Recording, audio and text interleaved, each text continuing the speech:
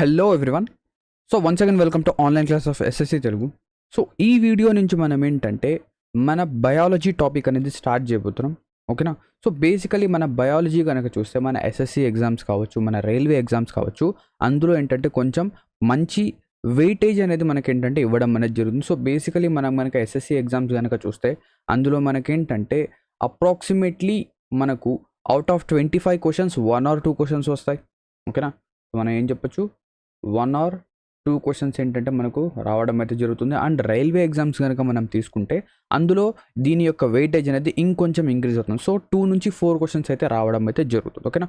So మనం ఏంటంటే బయాలజీలో ఎక్కువ డెప్త్ చదవాల్సిన అవసరం అయితే లేదు. ఓకేనా? ఎంతవరకు అయితే మనకు ఎగ్జామ్ పర్స్పెక్టివ్ ఇంపార్టెంటో అంతవరకు మనం ఏంటంటే మనం చదవబోతున్నాం. ఓకేనా? So let us start our session. So ఈరోజు మనం బయాలజీ ఫస్ట్ క్లాస్లో క్లాస్ నెంబర్ 1లో వచ్చేసరికి సెల్ గురించి మనం డిస్కస్ చేయబోతున్నాం. ఓకేనా? So cell, what is a cell? So cell అంటే ఏంటి, దాని యొక్క ఇంట్రడక్షన్ ఏంటి, దాన్ని డిస్కవరీ ఏంటి, పార్ట్స్ ఆఫ్ సెల్లో ఎన్ని పార్ట్స్ ఉంటాయి, ఏ విధంగా అందులో మెంబ్రైన్స్ ఉంటాయి, అందులో ఏమేమి ఉంటాయి అన్నీ కూడా మనం ఏంటంటే చూడబోతున్నాం. ఓకేనా? సో ఇక్కడ first of all cell. So today's ఆ టాపిక్ ఈజ్ సెల్. సో ఇక్కడ ఒక సెల్ యొక్క మీకు ఏంటంటే డయాగ్రామ్ అనేది కనిపిస్తుంది. సో ఇక్కడ మీరు చూడొచ్చు, ఇది మనకేంటంటే ఒక సెల్ యొక్క రిప్రజెంటేషన్. ఇక్కడ మనకేంటంటే మల్టిపుల్ నేమ్స్ అనేవి ఉన్నాయి. సో న్యూక్లియోలస్ ఉంది, ఎండోప్లాస్మిక్ రెటికులం ఉంది. సో ఇవన్నీ కూడా ఏంటి ఒక్కొక్కటి మనం డీటెయిల్గా డిస్కస్ చేద్దాం. సెల్ మెంబ్రెయిన్ అంటే ఏంటి, సెల్ వాల్ అంటే ఏంటి, గోల్గి కాంప్లెక్స్ అంటే ఏంటి, దీని తర్వాత మైటోకాండ్రియా ఏంటి, దీని యొక్క పర్పస్ ఏంటి, దీని యొక్క యూజెస్ ఏంటి అనేది కూడా మొత్తం మనం ఏంటంటే చూడబోతున్నాం. ఓకేనా? సో ఫస్ట్ ఆఫ్ ఆల్ మనం కనుక చూస్తే సెల్ యొక్క ఇంట్రడక్షన్, మనం ఇందులో ఏం చూడబోతున్నాం, సెల్ యొక్క ఇంట్రడక్షన్.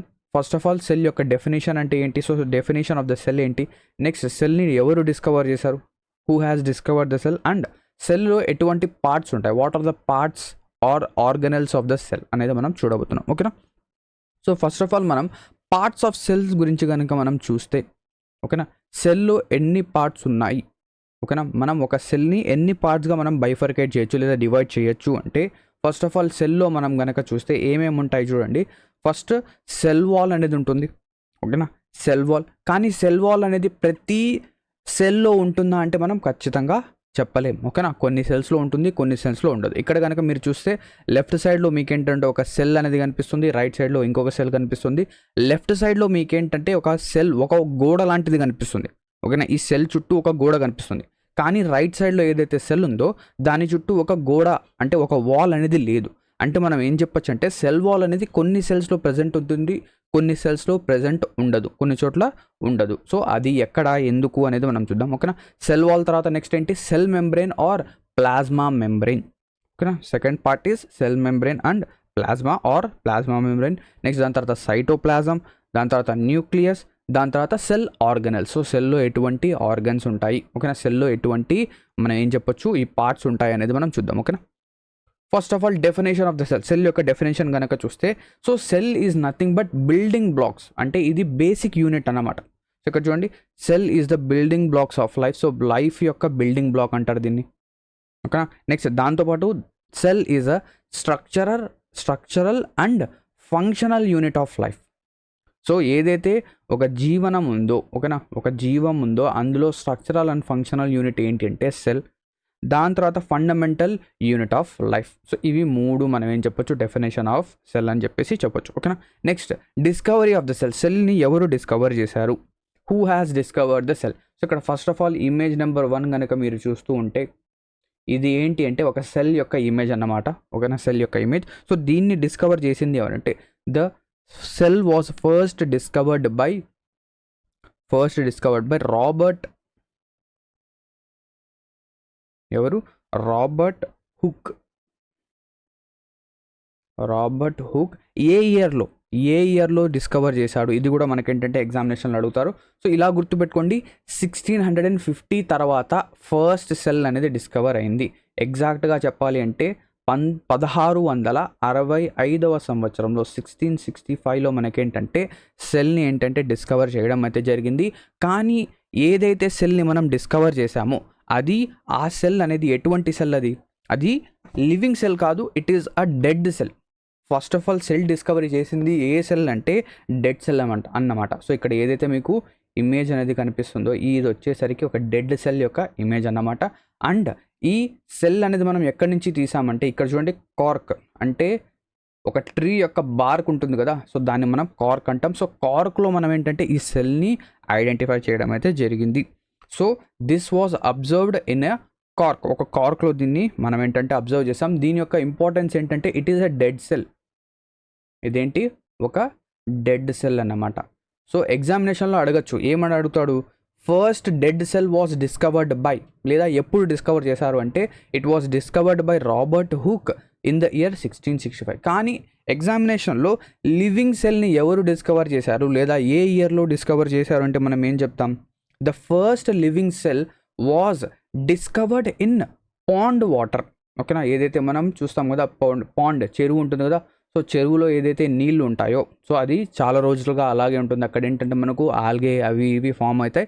సో ఆ వాటర్ని మనం తీసుకొని వెళ్ళి చూస్తే అక్కడ ఏంటంటే సెల్ అనేది మనకు కనిపించింది. అది కూడా ఒక లివింగ్ సెల్. దాన్ని డిస్కవర్ చేసింది ఎవరు, first living cell was discovered by Leeuwenhoek. ఓకేనా, లీవెన్ హాక్. ఏ ఇయర్లో సో 1665లో మనకు ఏమైంది, డెడ్ సెల్ డిస్కవర్ అయింది. దీనికి ఒక 10 సంవత్సరాల తర్వాత లేదా 9 సంవత్సరాల తర్వాత, ఎగ్జాక్ట్గా అంటే 9 ఇయర్స్ తర్వాత లివింగ్ సెల్ అనేది డిస్కవర్ అయింది. అంటే 1674లో లివింగ్ సెల్ అనేది డిస్కవర్ చేశారు. ఎవరు డిస్కవర్ చేశారు అంటే లీవెన్ హాక్. ఓకేనా, లీవెన్ హాక్ డిస్కవర్ చేశాడు. నెక్స్ట్ దీని తర్వాత ఇంకో డిస్కవరీస్ కనుక చూస్తే న్యూక్లియస్ ఏదైతే ఉందో దాన్ని ఎవరు డిస్కవర్ చేశారంటే రాబర్ట్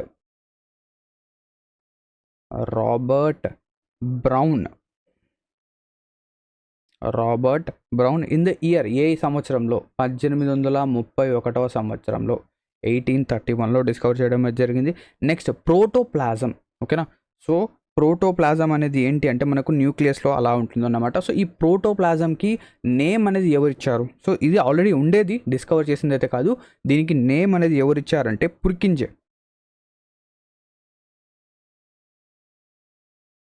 పుర్కింజే ఏంటంటే దీనికి నేమ్ అనేది ఇస్తాడు. ఏ ఇయర్లో, 1839లో. క్లియరా? ఓకేనా. నెక్స్ట్ ఇప్పుడు మనం సెల్ థియరీ గురించి మాట్లాడదాం. So what is the cell theory లేదా దీన్ని ఎవరు ఇచ్చారు? సో సెల్ థియరీ ఏం చెప్తుందంటే all the plants and animals are composed of cells. అంటే ప్రతి ఒక్క ప్లాంట్ కావచ్చు, అనిమల్ కావచ్చు, అనిమల్స్ అంటే మనం కూడా అనిమల్సే, అవునా? సో ప్లాంట్ కావచ్చు, అనిమల్స్ కావచ్చు, అన్నీ కూడా సెల్స్తో కంపోజ్ అయ్యాయి. So all plants and animals are composed of cell. And cell is the basic unit of what? Cell is the basic unit of life. Already మనం ఇంతకుముందు చూసాం, cell is the basic unit of life. Next ఈ cell థియరీని ఎవరిచ్చారు? So the cell theory was proposed by or given by Schleiden and Schwann.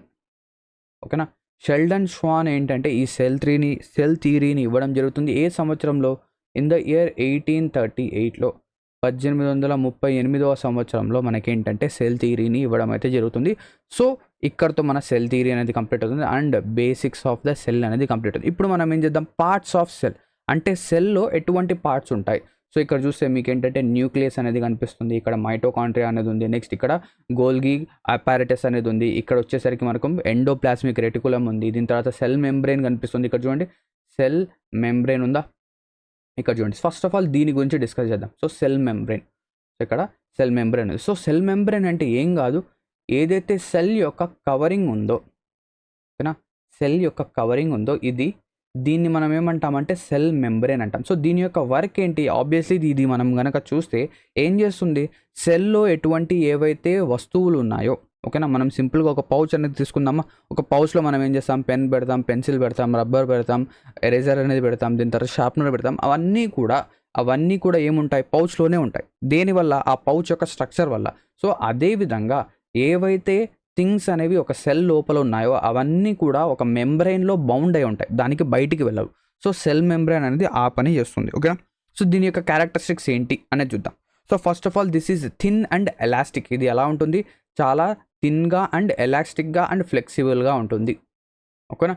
Next holds the contents of the cell. అంటే సెల్లో ఏవైతే contents ఉంటాయో లేదా పార్ట్స్ ఉంటాయో వాటిని ఆ సెల్లోనే ఉంచడం అయితే జరుగుతుంది, బయటికి పంపించదు. ఓకేనా, క్లియర్.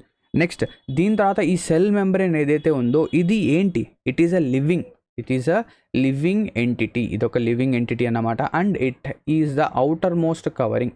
సో ఇదేం చెప్పొచ్చు, అవుటర్ మోస్ట్ కవరింగ్. కానీ ఇక్కడ ఒక స్టార్ మార్క్ అయితే ఇవ్వండి, ఎందుకంటే కొన్నిసార్లు ఏంటంటే ఇది అవుటర్ మోస్ట్ కవరింగ్గా ఉండదు, ఏమవుతుందంటే ఇంకోటి అవుటర్ మోస్ట్ కవరింగ్గా వస్తుంది. అది ఏంటి అనేది చూద్దాం. Next, this provides a definite shape to the cell. ఇది సెల్ మెంబ్రెయిన్ ఏం చేస్తుందంటే ఆ సెల్కి ఒక డెఫినెట్ షేప్ అనేది ఇస్తుంది. సో కొన్ని సెల్స్ ఏంటంటే మనకు ఓవెల్ షేప్లో ఉంటాయి, కొన్ని సెల్స్ ఏంటంటే మనకు హనీ కోంబ్ షేప్లో ఉంటాయి. సో ఆ స్ట్రక్చర్ని ఇచ్చేది ఎవరు అంటే సెల్ మెంబ్రెయిన్ అనేది ఇస్తుంది. Clear? So it provides definite shape to the cell. Clear? Now coming to the next one which is, ఇది ఏం చేస్తుంది ఇంకా. సో ఇక్కడ మనం కనుక చూస్తే it facilitates moment of some material. So ఇక్కడ కనుక చూస్తే ఈ సెల్ మెంబ్రెయిన్ యొక్క పని ఏంటంటే బయట నుంచి ఏవైతే వస్తువులు ఉంటాయో, ఏవైతే అవసరమైన వస్తువులు, ఓకేనా. సో ఇప్పుడు ఫర్ సపోజ్ సెల్కి ఏంటంటే ఎనర్జీ కావాలి, ఎనర్జీ కావాలంటే ఏం చేయాలి, ఏవైతే బ్లడ్ సెల్స్ వస్తాయో ఆ బ్లడ్ సెల్స్ నుంచి ఆక్సిజన్ని లోపల తీసుకోవాలి, లేదా ఫుడ్ని లోపల తీసుకోవాలి, అలా చేయడం అనేది జరుగుతుంది. So it facilitates the movement of some material because it is selectively permeable. జాగ్రత్తగా చూడండి, ఇది కంప్లీట్గా పర్మియబుల్ కాదు, ఇది టోటల్గా ఎవరిని పడితే వాళ్ళని లోపలికి అయితే రానివ్వదు. ఇది ఏం చేస్తుంది, ఎవరికైతే ఏదైతే అవసరం ఉంటుందో దాన్ని మాత్రమే లోపల తీసుకుంటుంది. మనం కూడా ఏం చేయాలి, మనకి ఏదైతే అవసరం ఉందో, మనకేం కావాలి, సబ్జెక్ట్ కావాలి, సబ్జెక్ట్ మాత్రమే తీసుకుంటాం మనం. వేరే థింగ్స్ ఏవైతే ఉంటాయో, అంటే ఏవైతే మనం ఏం చేస్తుంటాం, బిగ్ బాస్ చూస్తుంటాం, బిగ్ బాస్లో వాళ్ళు వీళ్ళు ఫైట్ చేశారు అని చెప్తుంటారు, అటువంటి థింగ్స్ అనేవి మనం ఏం చేయకూడదు, మన మైండ్లోకి ఎంటర్ చేయకూడదు. సో ఇది కూడా అలాగే చేస్తుంది. So it is a selective permeable membrane.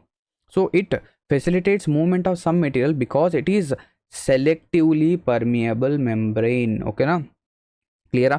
Next ఇక్కడ మనం కనుక చూస్తే it is composed of organic molecules known as proteins and lipids. So cell membrane అనేది దేంతో తయారవుతుందంటే ప్రోటీన్ అండ్ లిపిడ్స్తో ఏంటంటే తయారనేది అవుతుంది. So it is composed of organic molecules called protein and lipids.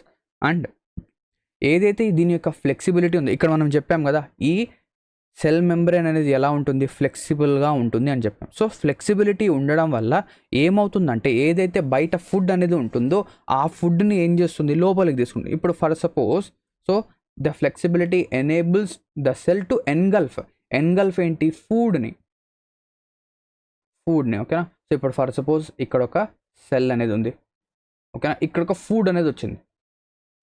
So ఇది ఒకవేళ ఫ్లెక్సిబుల్గా లేకపోతే ఫుడ్ అనేది అలాగే ఉండిపోతుంది. కానీ ఇది ఫ్లెక్సిబుల్గా ఉండడం వల్ల ఇదేమవుతుంది, కొంచెం స్ట్రెచ్ అవుతుంది. స్ట్రెచ్ అయ్యి ఏం చేస్తుందంటే దీన్ని ఇలా కంబైన్ చేసుకుంటుంది. సో ఈ ఫుడ్ అనేది ఏమవుతుంది, లోపలికి వచ్చేస్తుంది. సో ఎప్పుడైతే సెల్ లోపలికి ఈ ఫుడ్ అనేది వస్తుందో ఇదేమవుతుంది, ఇక్కడ నుంచి ఎనర్జీ అనేది ప్రొడ్యూస్ చేసి ఈ సెల్కి ఏంటంటే పవర్ అనేది ఇచ్చి, నెక్స్ట్ ఇక్కడ నుంచి ఎప్పుడైతే ఈ సెల్ అనేది పవర్ అనేది కన్జ్యూమ్ చేస్తుందో ఆబ్వియస్లీ మనకి ఏం ప్రొడ్యూస్ అవుతుంది, CO2 ప్రొడ్యూస్ అవుతుంది. సో CO2 ఏం చేస్తుంది, బయటకు వదిలేస్తుంది. సో అది కూడా ఎలా జరుగుతుంది ఏంటి అనేది చూద్దాం. ఓకేనా. So flexibility enables the cell to engulf అంటే లోపలికి తీసుకోవడం. ఏం లోపలికి తీసుకుంటుంది, ఫుడ్. ఓకేనా, clear? Now coming to the next one. So ఇప్పుడు మనం చూసాం ఏంటది, ఏదైతే ఫుడ్ అనేది ఉందో అది సెల్ లోపలికి వస్తుంది. ఇది సెల్ లోపలికి ఎలా వస్తుంది, దీనికి ఏంటంటే 2 ప్రాసెస్ ఉంటాయి. ఓకేనా. ఈ సెల్ లోపలికి ఫుడ్ అనేది ఎలా వస్తుంది ఏంటి అనేది అంటే మనకు ఏంటంటే 2 ప్రాసెస్ ఉంటాయి ఇందులో. ఏంటది అంటే movement across cell membrane. So ఏదైతే సెల్ మెంబ్రెయిన్ ఉందో మనం చూసాం కదా సెల్ మెంబ్రెయిన్, ఆ మెంబ్రెయిన్ నుంచి మూమెంట్ అనేది ఏ విధంగా జరుగుతుంది అంటే first of all diffusion. The first method is diffusion. Diffusion అంటే ఏంటి, చాలా సింపుల్గా చెప్పాలంటే ఇది మిక్సింగ్ అన్నమాట. ఇదేంటి, మిక్సింగ్ అన్నమాట. ఓకేనా, డిఫ్యూజన్. సో సింపుల్గా చెప్తాను చూడండి. So first of all definition చూద్దాం. A spontaneous moment of molecules from region of higher concentration to lower concentration. అంటే హయ్యర్ కాన్సన్ట్రేషన్ నుంచి లోవర్ కాన్సన్ట్రేషన్కి మూమెంట్ ఏదైతే జరుగుతుందో దాన్ని మనం ఏమంటాం, డిఫ్యూజన్ అంటాం. ఇక్కడ చూస్తున్నాం, సో ఇక్కడ హయ్యర్ కాన్సన్ట్రేషన్ ఉంది, ఇక్కడ లోవర్ కాన్సన్ట్రేషన్. ఇక్కడ ఎక్కువ మాలిక్యూల్స్ ఏంటంటే సెల్ లోపలికి వెళ్తున్నాయి, అండ్ ఇక్కడ నుంచి బయటికి వచ్చేటప్పుడేమో తక్కువ మాలిక్యూల్స్ అనేవి బయటికి వస్తున్నాయి. సో ఏదైతే సెల్ యొక్క ఇంటీరియర్లోకి హయ్యర్ కాన్సన్ట్రేషన్ అనేది బయట హయ్యర్ కాన్సన్ట్రేషన్ ఉంది, లోపల లోవర్ కాన్సన్ట్రేషన్ ఉంది. కాబట్టి హయ్యర్ కాన్సన్ట్రేషన్ నుంచి లోవర్ కాన్సన్ట్రేషన్కి వెళ్తే మనం ఏం చెప్పొచ్చు, డిఫ్యూజన్ అంటాం. అవునా, డిఫ్యూజన్. చాలా సింపుల్గా డిఫ్యూజన్ గురించి మనం ఎక్స్ప్లెయిన్ చేయాలి అంటే మనం చిన్నప్పుడు చూస్తూ ఉంటాం. మనం ఏం చేస్తామంటే ఒక బీకర్ అనేది తీసుకుంటాం. ఓకేనా, మనం ఒక బీకర్, ఒక గ్లాసో ఏదో ఒకటి తీసుకోండి. గ్లాస్ తీసుకున్న తర్వాత ఇందులో ఏముంటుంది, వాటర్ ఉంటుంది. ఓకేనా. So this glass has water. వాటర్లో మనం ఏం చేస్తామంటే ఒక ఇంక్ అనేది వేస్తాం. ఓకేనా, ఒక పెన్ బ్లూ ఇంకో బ్లాక్ ఇంకో ఏదో ఒక ఇంక్ అనేది వేస్తాం. సో ఎప్పుడైతే మనం ఆ ఇంక్ అనేది వేస్తామో అదేమవుతుంది, ఒక చోటేమో కొంచెం డార్క్గా ఉంటుంది, కానీ ఎప్పుడైతే మెల్లిమెల్లిగా టైం అనేది వెళ్తూ ఉంటుందో so this ink starts to disperse. So ఇదేమవుతుంది, ఇది ఆ వాటర్లో మొత్తం ఏమైపోతుంది, డిస్పర్స్ అయిపోతుంది. సో ఎంతవరకు డిస్పర్స్ అవుతుందంటే అది టోటల్గా ఏంటంటే ఒక హోమోజీనియస్ మిక్చర్గా మారిపోతుంది. అంటే అందులో ఎటువంటి అనీవెన్ అనేవి ఉండదు. ఓకేనా, ఎటువంటి అన్ఈక్వాలిటీ అనేది ఉండదు, అంతా ఈక్వల్గా అయిపోతుంది. సో దీన్నే మనం ఏమంటామంటే డిఫ్యూజ్ అంటాం.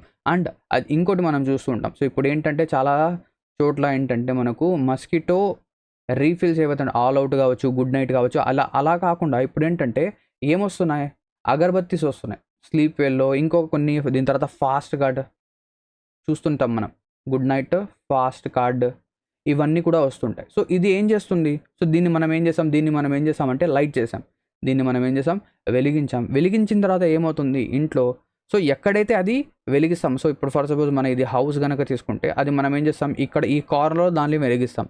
సో ఇక్కడ ఆ కాన్సన్ట్రేషన్ అనేది ఎక్కువగా ఉంటుంది.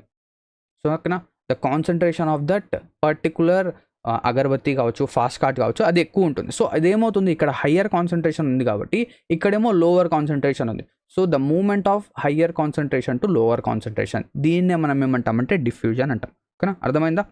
నెక్స్ట్ ఈ రేట్ ఆఫ్ డిఫ్యూజన్, అంటే ఈ డిఫ్యూజన్ యొక్క రేట్ అనేది ఎక్కడ ఎక్కువగా ఉంటుంది, ఎక్కడ తక్కువగా ఉంటుంది. సో చాలా సింపుల్గా చెప్పొచ్చు, ఏదైతే మనము గ్యాస్లో, ఓకేనా, సో గ్యాసెస్లో కనుక చూస్తే ఈ రేట్ ఆఫ్ డిఫ్యూజన్ అనేది ఎక్కువగా ఎక్కడ ఉంటుంది, సో ఇది గ్యాస్, ఇది వాటర్. మీరు చెప్పండి, గ్యాస్లో డిఫ్యూజన్ రేట్ అనేది ఎక్కువగా ఉంటుందా, వాటర్లో ఎక్కువగా ఉంటుందా? సార్ అగరబత్తిని మనం ఇక్కడ వెలిగిస్తే వితిన్ సెకండ్స్లో ఏంటంటే అది మొత్తం డిస్పర్స్ అయిపోతుంది. కానీ ఇంక్ కనుక మనం చూస్తే అదేంటంటే కొంచెం టైం తీసుకుంటుంది. సో ఇక్కడ నుంచి మనం ఏం చెప్పొచ్చు, గ్యాసెస్ అనేది కొంచెం హయ్యర్ డిస్పర్షన్ రేట్ అనేది ఉంటుంది. సో రేట్ ఆఫ్ డిస్పర్షన్ కనుక చూస్తే gases is greater than liquids is greater than solids. ఓకేనా, సో ఈ విధంగా డిస్పర్షన్. సార్ సాలిడ్స్లో కూడా డిస్పర్షన్ జరుగుతుందా? ఎస్, సాలిడ్స్లో కూడా డిస్పర్షన్ జరుగుతుంది. ఎలాగా, ఎగ్జాంపుల్ చెప్పండి. ఎగ్జాంపుల్ కనుక మనం తీసుకుంటే బ్లాక్ బోర్డ్ తీసుకుందామా, బ్లాక్ బోర్డ్. సో మనం ఏంటంటే ఏం చేస్తాము, మన సమ్మర్ హాలిడేస్ అయిపోయిన తర్వాత మనం స్కూల్కి వస్తాం. స్కూల్కి వచ్చినప్పుడు బ్లాక్ బోర్డ్ అనేది ఎలా ఉంటుంది, చాలా బ్లాక్గా ఉంటుంది. మనం అబ్జర్వ్ చేస్తుంటాం, బ్లాక్ బోర్డ్ అనేది ఎలా ఉంటుంది, చాలా బ్లాక్గా ఉంటుంది. కానీ కొన్ని నెలలు వెళ్ళిన తర్వాత, అంటే చాలాసార్లు ఇప్పుడు టీచర్స్ ఏం చేస్తారు, దీనిపైన చాక్తో ఇలా రాస్తారు. రాసిన తర్వాత మనం ఏం చేస్తాం, స్టూడెంట్స్ లేదా క్లాస్ రిప్రజెంటేటివ్ లేదా క్లాస్ మానిటర్ ఏం చేస్తాడు, దీన్ని రఫ్ చేసేస్తాడు. ఈ బ్లాక్ బోర్డ్ పైన ఉండేది రఫ్ చేసేస్తాడు. కానీ రఫ్ చేసినప్పుడు ఏదైతే చాక్ యొక్క పార్టికల్స్ ఉంటాయో, ఓకేనా, ఆ చాక్ పీస్ యొక్క పార్టికల్స్ ఏవైతే ఉంటాయో అవన్నీ కూడా కింద పడిపోతాయా? కాదు. అవేమవుతాయి, కొన్ని పార్టికల్స్ వచ్చేసరికి ఆ బోర్డు పైన అలాగే ఉండిపోతాయి. సో అలాగా రిపిటేటివ్గా మనం ఎప్పుడైతే మనము రాస్తూ ఉంటామో, తుడుస్తూ ఉంటామో, అప్పుడు ఏమైపోతుంది, ఆ బ్లాక్ బోర్డ్ కాస్త ఏమైపోతుంది, గ్రే బోర్డ్ అయిపోతుంది. మనం అబ్జర్వ్ చేసి ఉంటాం. ఓకేనా, ఆ బ్లాక్ బోర్డ్ పైన మనకేంటంటే వైట్ మరకలు అనేవి కనిపిస్తూ ఉంటాయి. సో ఇది కూడా డిఫ్యూజనే అన్నమాట. ఓకేనా, దిస్ ఇస్ ఆల్సో డిఫ్యూజన్. క్లియరా, అర్థమైందా? నెక్స్ట్ ఇక్కడ చూడండి, due to cellular activities. So ఏదైతే ఈ సెల్యులర్ యాక్టివిటీస్ జరుగుతాయో మనం ఏం చెప్పాం, ఇక్కడ CO2 అనేది ప్రొడ్యూస్ అవుతుంది, సెల్ లోపల CO2 ప్రొడ్యూస్ అవుతుంది.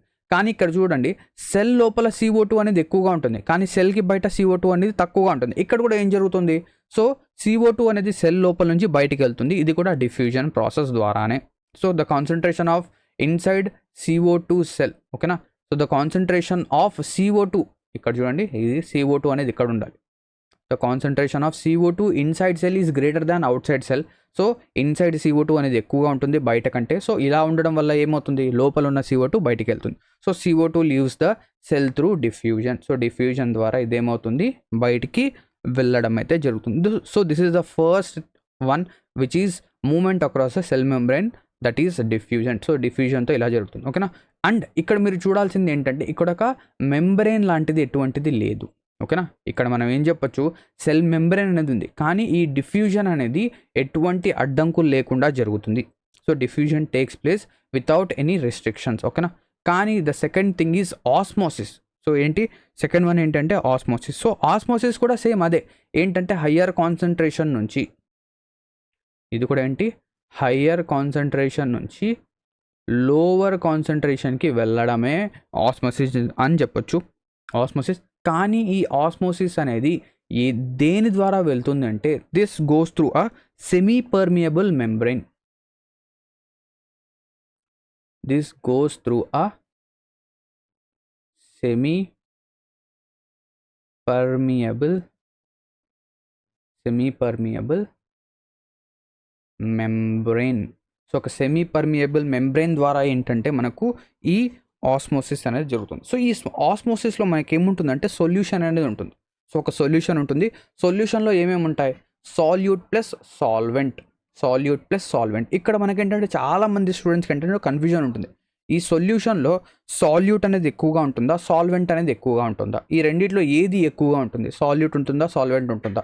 సో సింపుల్గా చూడండి, లెటర్స్ కౌంట్ చేయండి. సో సాల్యూట్ 1 2 3 4 5 6, ఇక్కడ 6 లెటర్స్ ఉన్నాయి, ఇక్కడ 7 లెటర్స్ ఉన్నాయి. అంటే ఇక్కడ మనం ఏం చెప్పొచ్చు, సొల్యూషన్లో సాల్వెంట్ అనేది ఎక్కువగా ఉంటుంది, సాల్యూట్ అనేది తక్కువగా ఉంటుంది. లెటర్స్ కౌంట్ చేయండి, చాలా సింపుల్గా అయిపోతుంది.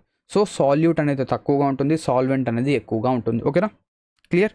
నెక్స్ట్, ఈ సాల్వెంట్ మధ్య మూమెంట్ అనేది ఏ విధంగా జరుగుతుందంటే 3 ఫేజెస్లో జరుగుతుంది. ఏంటది అంటే 3 టైప్స్లో, హైపర్టానిక్, ఐసోటానిక్, హైపోటానిక్. ఓకేనా. సో ఇది. సో ఇక్కడ చూస్తే movement of water of higher concentration to lower concentration already మనం చూసాం. Next, the cell absorbs water through osmosis. So osmosis ద్వారా ఈ వాటర్ని ఏం చేస్తుందంటే ఈ సెల్ అనేది అబ్జార్బ్ చేస్తుంది. సో దీనికి ఎగ్జాంపుల్ చెప్పమంటారా? చాలా సింపుల్ ఎగ్జాంపుల్.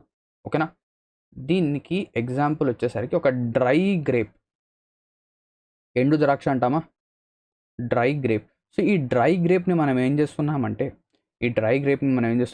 చిన్న బౌల్లో ఒక వాటర్ అనేది తీసుకున్నాం. వాటర్ తీసుకున్న తర్వాత ఈ డ్రై గ్రేప్ని మనం ఏం చేస్తున్నామంటే ఈ వాటర్లో ఉంచేసాం. ఈ వాటర్లో దీన్ని ఏం చేసాం, పెట్టాం. సో పెట్టిన కొంతసేపు తర్వాత, సో ఆఫ్టర్ సమ్ టైమ్ ఈ డ్రై గ్రేప్ ఏమవుతుంది, అలాగే ఉంటుందా? ఈ డ్రై గ్రేప్ అనేది అలాగే ఉంటుందా? కాదు. ఇదేమవుతుందంటే ఇట్ విల్ స్వెల్. ఇదేమవుతుంది, ఇది దీని యొక్క సైజ్ అనేది ఇంక్రీజ్ అవుతుంది. దేనివల్ల? ఎందుకంటే ఏదైతే ఈ మనం సొల్యూషన్ అనేది పెట్టామో లేదా వాటర్ అనేది పెట్టామో, బయట ఈ గ్రేప్కి బయట వాటర్ అనేది చాలా ఎక్కువగా ఉంది, గ్రేప్ లోపల వాటర్ అనేది చాలా తక్కువగా ఉంటుంది. ఎందుకంటే ఆల్రెడీ మనం దీన్ని ఎండబెట్టేసాం. So we have dried it. So దీనివల్ల ఏమవుతుంది, బయట వాటర్ కాన్సన్ట్రేషన్ అనేది ఎక్కువగా ఉండడం వల్ల, ఓకేనా, ఇది ఏం చేస్తుంది, లోపలికి వెళ్ళడానికి ట్రై చేస్తుంది. సో కానీ ఇక్కడ లోపలికి వెళ్ళడానికి మనకేంటంటే ఈ గ్రేప్ పైన ఒక మెంబ్రెయిన్ అనేది ఉంటుంది, అవునా. సో ఈ మెంబ్రెయిన్ అనేది ఏం చేస్తుంది, so it is a semi permeable membrane. So ఇది ఏం చేస్తుంది, బయట ఏదైతే వాటర్ ఉందో దాన్ని మాత్రమే లోపలికి పంపిస్తుంది. సాలిడ్ ఐటమ్స్ ఏవైతే ఉంటాయో వాటిని, ఇప్పుడు ఫర్ సపోజ్ ఇంప్యూరిటీస్ ఉంటాయి కొన్ని, వాటిని లోపలికి పంపించదు. So it is, so osmosis goes through a semi permeable membrane. దానికి ఎగ్జాంపుల్ ఏంటి, డ్రై గ్రేప్. ఓకేనా, డ్రై గ్రేప్ అనేది క్లియర్. సో డ్రై గ్రేప్ అనేది ఏంటి అంటే ఒక హైపోటోనిక్ అన్నమాట. ఇదేంటి, హైపోటోనిక్ అనేది ఎందుకు అవుతుంది, బయట నుంచి లోపలికి వాటర్ కనుక ఎంటర్ అయితే దాన్ని మనం హైపోటోనిక్ అంటాం. అదే లోపల నుంచి, ఓకేనా, అదే లోపల నుంచి మనం కనుక వాటర్ అనేది బయటికి వెళ్తే, సో ఇక్కడ చూడండి, ఇక్కడ లోపల నుంచి ఆర్బీసీస్ ఉంటాయి. ఇవేంటంటే ఆర్బీసీస్ అన్నమాట. ఆర్బీసీస్ నుంచి వాటర్ కనుక బయటికి వస్తే అదేమంటుంది, హైపర్టోనిక్ అవుతుంది. సో ఎటువంటి చేంజ్ లేదు. సో సింపుల్గా ఉంటే, ఎటువంటి చేంజ్ లేకుండా ఉంటే దాన్ని మనం ఐసోటోనిక్ అంటాం. క్లియరా? So no energy required. ఇందులో ఏదైనా ఎనర్జీ ఉందా? సో ఈ డ్రై గ్రేప్ ట్రాన్స్ఫర్మేషన్లో ఏమైనా మనం ఎనర్జీ అనేది యూజ్ అవుతుందా? సో ఇంతకుముందు మనం డిఫ్యూజన్ చూసాం. డిఫ్యూజన్లో ఏమవుతుంది, CO2 అనేది లోపలికి వస్తుంది. వచ్చిన తర్వాత ఏంటంటే ఆ సెల్ అనేది ఎనర్జీని కన్జ్యూమ్ చేస్తుంది. కన్జ్యూమ్ చేసిన తర్వాత ఓకేనా, ఆక్సిజన్ లోపలికి వస్తుంది. ఆక్సిజన్ వచ్చిన తర్వాత కన్జ్యూమ్ అవుతుంది. కన్జ్యూమ్ అయిన తర్వాత CO2 అనేది బయటికి వెళ్తుంది. బయటికి వెళ్ళేటప్పుడు మనకేంటంటే కొంచెం ఎనర్జీ అనేది మనం చూడొచ్చు. కానీ ఇక్కడ ఎటువంటి ఎనర్జీ అనేది యూజ్ అనేది అవ్వదు. ఓకేనా, క్లియర్. సో ఇక్కడ చూడండి, process last up to equilibrium state. So ఈ ప్రాసెస్ అనేది ఎంతవరకు లాస్ట్ అవుతుంది అంటే ఈక్విలిబ్రియం స్టేట్ వరకు. అంటే ఇక్కడ చూడండి, ఇక్కడ ఏదైతే సెల్ అనేది ఉందా, ఇక్కడ ఇది చూడండి, ఫిగర్ ఏ. సో ఇది చూడండి, ఓకేనా.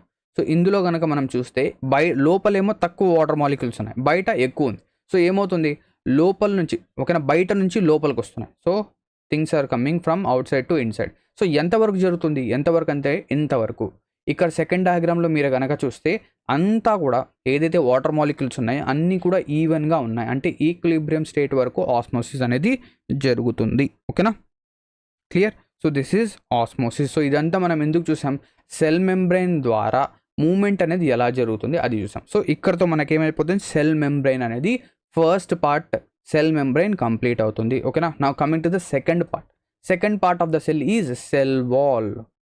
ఏంటి, cell wall. So cell wall అనేది చాలా ఇంపార్టెంట్, ఆల్రెడీ మనం డిస్కస్ చేసాం. సో ఇదేంటంటే ఒక ప్లాంట్ సెల్. ఈ ప్లాంట్ సెల్లో మీరు కనుక చూస్తే ఇక్కడ చూడండి, ఇక్కడేమో సెల్ వాల్ అనేది ఉంది, ఇక్కడేముంది సెల్ వాల్, దాని తర్వాత సెల్ మెంబ్రెయిన్ అనేది ఉంది. అంటే ఇక్కడ మనం చూస్తే cell wall is only present in, ఓకేనా. ఈ సెల్ వాల్ అనేది ఎక్కడ ప్రజెంట్ ఉంటుంది మనకు, ఓన్లీ ప్లాంట్ సెల్లో మాత్రమే సెల్ వాల్ అనేది ఉంటుంది, కానీ అనిమల్ సెల్లో ఇది ఉండదు.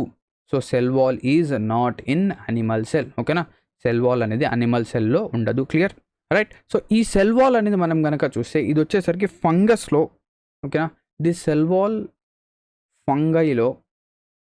ఫంగైలో దేంతో మేడప్ అయి ఉంటుంది. సో ఇది దేంతో క్రియేట్ అవుతుంది అంటే chitin. So cell wall is made up of chitin. ఇది కూడా మనకి ఏంటంటే ఎగ్జామినేషన్లో అడగడం అనేది జరిగింది. ఓకేనా. సో ఈ సెల్ వాల్ గురించి మనం చూద్దాం. సో ఫస్ట్ ఆఫ్ ఆల్ కనుక చూస్తే it is present only in plant cell. ఇది ప్లాంట్ సెల్లో మాత్రమే అవైలబుల్ ఉంటుంది, అనిమల్ సెల్లో ఉండదు. ఓకేనా, క్లియర్. నెక్స్ట్ మనం ఇంతకుముందు చూసాం, ఏదైతే మన సెల్ మెంబ్రెయిన్ అనేది ఉందో లేదా ప్లాస్మా మెంబ్రెయిన్ అనేది ఉందో అది ఏంటి, ఒక లివింగ్ ఎంటిటీ అన్నమాట. కానీ ఈ సెల్ వాల్ అనేది non living entity. So cell wall is non living entity and it is freely permeable. Cell membrane లాగా సెమీ పర్మియబుల్ మెంబ్రెయిన్ లేదా సెలెక్టివ్లీ పర్మియబుల్ మెంబ్రెయిన్ కాదు. ఇదేంటి, ఫ్రీలీ పర్మియబుల్. ఏదైనా లోపలికి వెళ్ళొచ్చు, లోపలికి రావచ్చు, బయటికి వెళ్ళొచ్చు అనమాట. ఓకేనా, clear. Next this cell walls determine the shape of the cell. So shape of the cell అనేది దీంతో మనం ఏంటంటే డిటర్మైన్ చేస్తాం. అండ్ అన్నిటికంటే చాలా చాలా ఇంపార్టెంట్, ఈ సెల్ వాల్ అనేది దేంతో మేడప్ అయి ఉంటుంది. So cell wall is made of cellulose. ఓకేనా, cellulose. So cell wall is made up of cellulose. చాలా ఇంపార్టెంట్ అండి, ఎగ్జామినేషన్లో అడిగాడు. సో సెల్ వాల్ అనేది దేంతో మేడ్ అవుతుందంటే సెల్యులోస్ ద్వారా. So it is made up of cellulose. It provides strength to the cell. So సెల్కి ఏం చేస్తుంది, ఒక స్ట్రెంగ్త్ అనేది మనకి ఇవ్వడం జరుగుతుంది. సో వాల్ ఏం చేస్తుంది, ఆబ్వియస్లీ స్ట్రెంగ్త్ని ప్రొవైడ్ అనేది చేస్తుంది. క్లియరా. నెక్స్ట్ దీని తర్వాత చూస్తే it also provides the turgidity. So turgidity కూడా మనకి ఏంటంటే ప్రొవైడ్ అనేది చేస్తుంది. క్లియర్. నా నెక్స్ట్ వన్ చూడండి, థర్డ్ ఆర్గనల్ లేదా థర్డ్ పార్ట్ ఏంటి, న్యూక్లియస్. So nucleus. సో ఇది మీరు కనుక చూస్తే ఇది structure of a nucleus. So nucleus అంటే స్ట్రక్చర్ ఇది. సో న్యూక్లియస్ అంటే ఏంటి, ఇక్కడ చూడండి, ఇక్కడ మీరు కనుక చూస్తే ఇది మొత్తం సెల్, అనిమల్ సెల్ తీసుకుందాం, అనిమల్ సెల్లో ఇది న్యూక్లియస్ అన్నమాట. అర్థమైందా. సో ఇది న్యూక్లియోలస్. ఇది సో లోపల ఉండేది న్యూక్లియోలస్, ఇది న్యూక్లియస్. అది న్యూక్లియోలస్, ఇది న్యూక్లియస్. సో దీని గురించి మాట్లాడుతున్నాం మనం. సో న్యూక్లియస్ అంటే ఇది. సో దీని గురించి మాట్లాడుతున్నాం. So first of all cell అయిపోయింది, సెల్ మెంబ్రెయిన్ అయిపోయింది, సెల్ వాల్ అయిపోయింది, ఇప్పుడు న్యూక్లియస్, దీని గురించి మాట్లాడుతున్నాం. ఓకేనా. సో డయాగ్రామ్ గుర్తుపెట్టుకోండి, ఇది క్లియర్.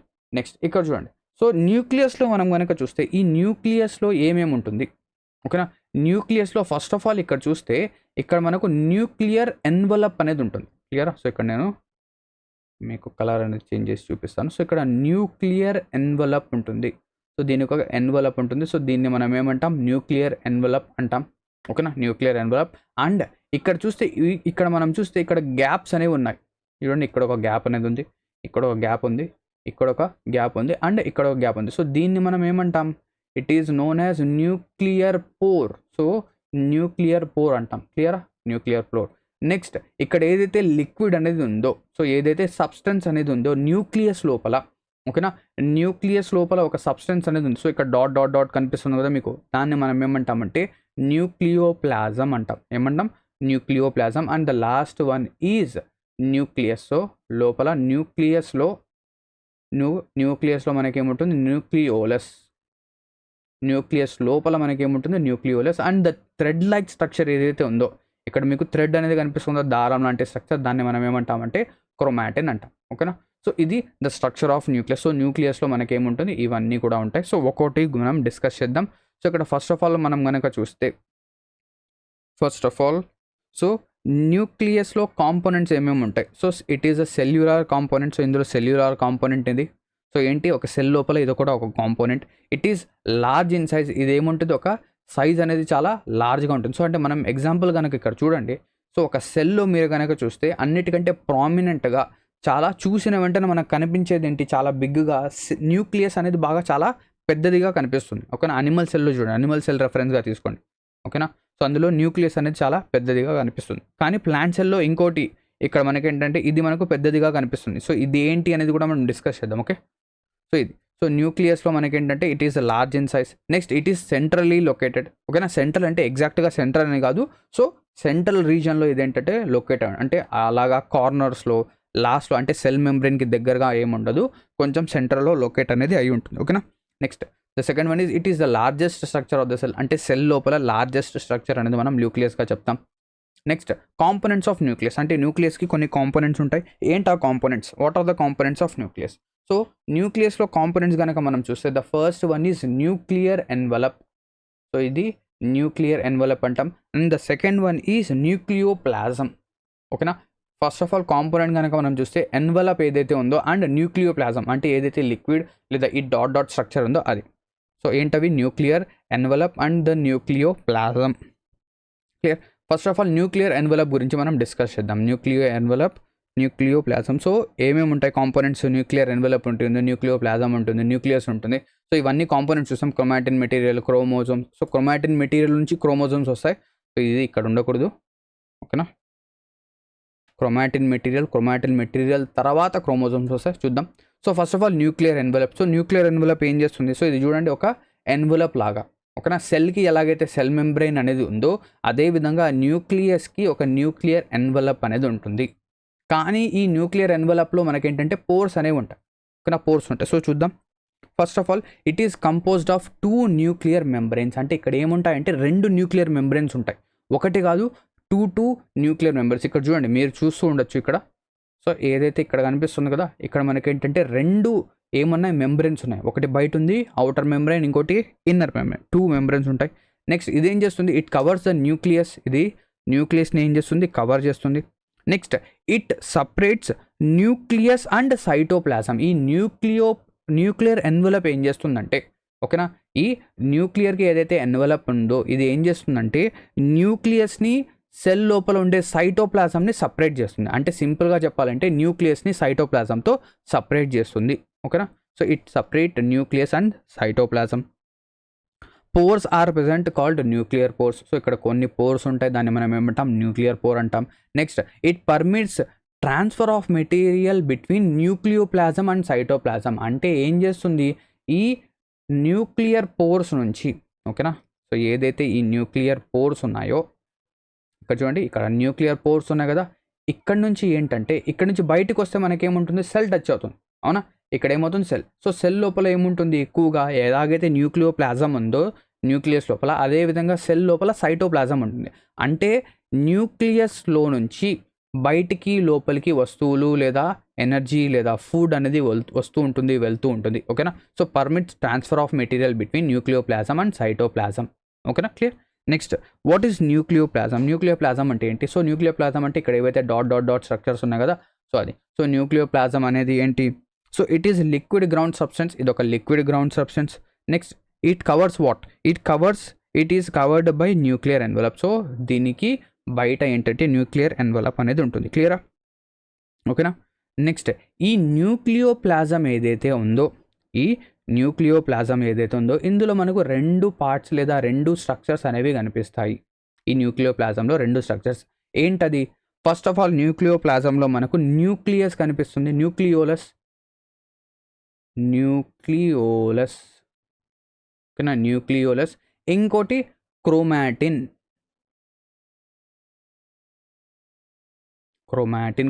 మెటీరియల్.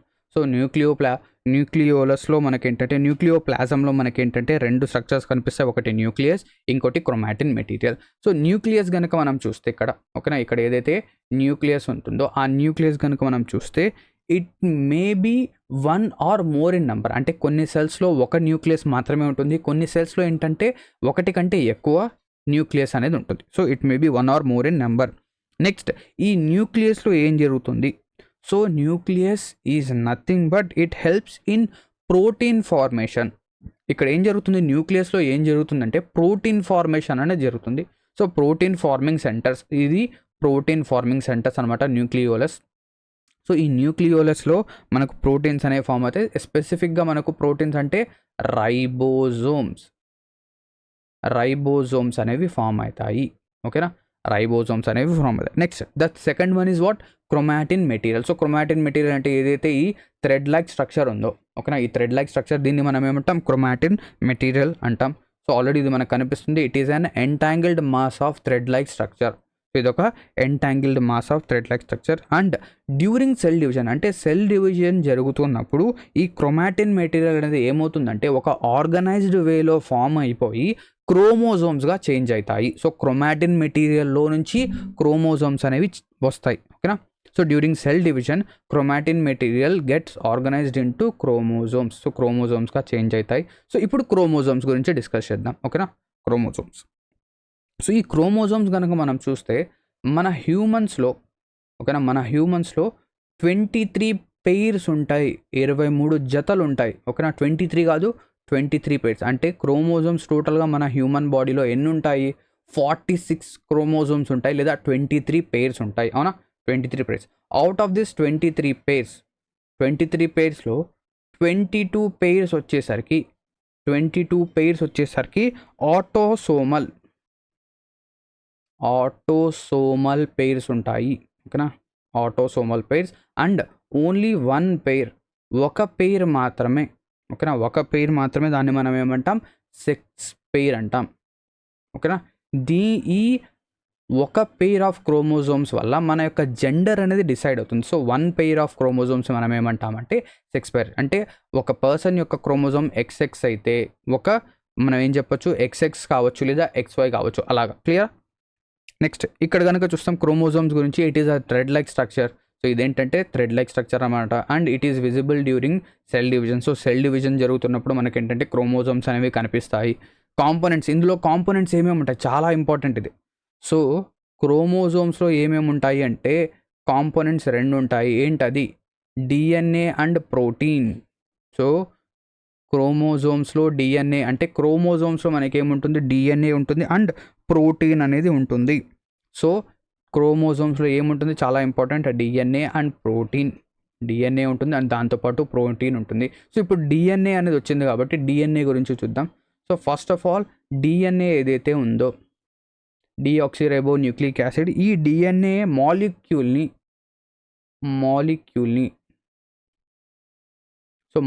డిస్కవర్ చేసింది ఎవరు? So DNA molecule was discovered by Friedrich Miescher.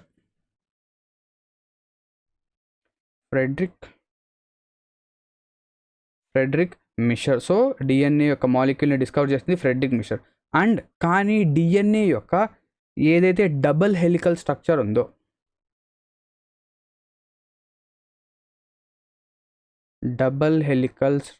So ఈ డబుల్ హెలికల్ స్ట్రక్చర్ని డిస్కవర్ చేసింది ఎవరు? So the double helical structure of a DNA was discovered by Watson and Crick. Double helical స్ట్రక్చర్ని ఎవరు discover చేశారంటే Watson and Crick in the year 1953.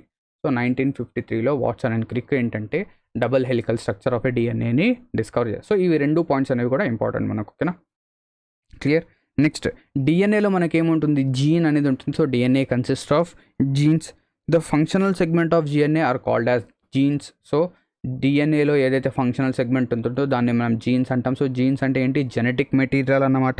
So ఏదైతే genetic information అనేది ఉంటుందో from one generation to another generation, it is transferred through jeans. So genetic information అనేది one generation నుంచి ఇంకొక జనరేషన్కి జీన్స్ ద్వారా ట్రాన్స్ఫర్ అయితే అవుతుంది. ఓకేనా, now coming to the fourth one which is the fourth part of the cell is cytoplasm. ఏంటది, cytoplasm. So cytoplasm అనేది ఏంటి, సో ఇక్కడ ఏదైతే మనకు సెల్ కనిపిస్తుంది కదా, సెల్ కనిపిస్తున్న చోట ఇక్కడ ఏదైతే మొత్తం ఉందో, ఏదైతే ఈ లిక్విడ్ పార్ట్ ఏదైతే ఉందో, ఇది మొత్తం ఏమవుతుంది మనకు, ఇది మొత్తం వచ్చేసరికి ఆర్గనెల్స్ కాకుండా సెల్ మెంబ్రెయిన్కి లోపల ఏదైతే ఉందో దాన్ని మనం సైటోప్లాజం అంటాము. ఓకేనా, సైటోప్లాజం. సో పార్ట్ బిట్వీన్, ఇక్కడ చూస్తే parts between plasma membrane and nuclear envelope, cytoplasm.